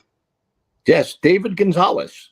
David was the U.S. Marshal for the District of Arizona, a very dear friend. Met him when I was a rookie supervisor, helped me with some things. But he was, I believe it was from the Bush administration through, I'm not sure if he retired during Biden or the end of the Obama administration. I think he would still be there, but he had some stuff that kind of forced him to retire, not work related. Absolute gentleman, former Arizona DPS guy before that. Also very involved in HIDA, the high intensity drug trafficking area for Phoenix, as an executive officer on the board there. Salt of the earth, amazing human being. I love him. Right, we're looking forward to it. So let's see. Tomorrow morning, 8:05, the finest Unfiltered. John and Eric are talking about PTSD and healing PTSD depression with guest Angela Scudin. So that's 8:05 Eastern time tomorrow, August 13th. And then tomorrow evening, 5:05 p.m. Eastern time, Ron Layson and Rob Lukash, NYPD Baywatch Style Pursuit. I actually want your commentary on this, Jennifer, before we go. They're going to talk about who's in control on the executive perspective, because we had a female police officer, God love her. She did a phenomenal job. They had a suspect they were chasing. The guy jumped into the river, and she jumped in after him. Yeah. So everybody is saying, I want to work with her. I want to ride with her. But what the hell did you do that for?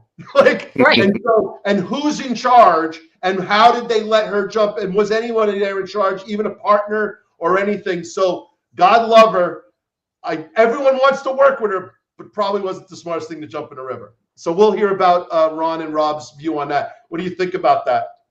So 2 things on that. First thing I want to say to Dave, because he's a dear friend and he's probably watching, is he's going to say bear down. And I don't know if this is real for Arizona State, but fear the fork, because that's a big thing with him, is Arizona State and some other college. I don't know, University of Arizona, something like that. Some junior league. I went to University of Georgia. I will say that I would want to work with her too. And I've been there where you are going and you are caught by what all cops know exists, the ass magnet. And you are going to go. And you're going to do some things that maybe if you had thought about it, you wouldn't have done, but you're like, I could catch him. I also know I can swim. So I'm going to jump in. And if you get him, you come out with the body. David King and I used to say that a long, long time ago. If you come out with the body, you were never wrong. I like it. Yeah. So. And then, of course, on Thursday afternoon, 1:05 Eastern is the Sal Greco show. So tune into all of that. So with that, everybody, we're going to wrap it up. The 10-4 Tavern's closing. Great show, great conversation, Jen. Really appreciate it. Looking forward to seeing you out and about. And Pete, as always, brother, talk to you soon. You got it. Thanks, Jen. All right, bye, everybody. Thank you, guys. I appreciate it.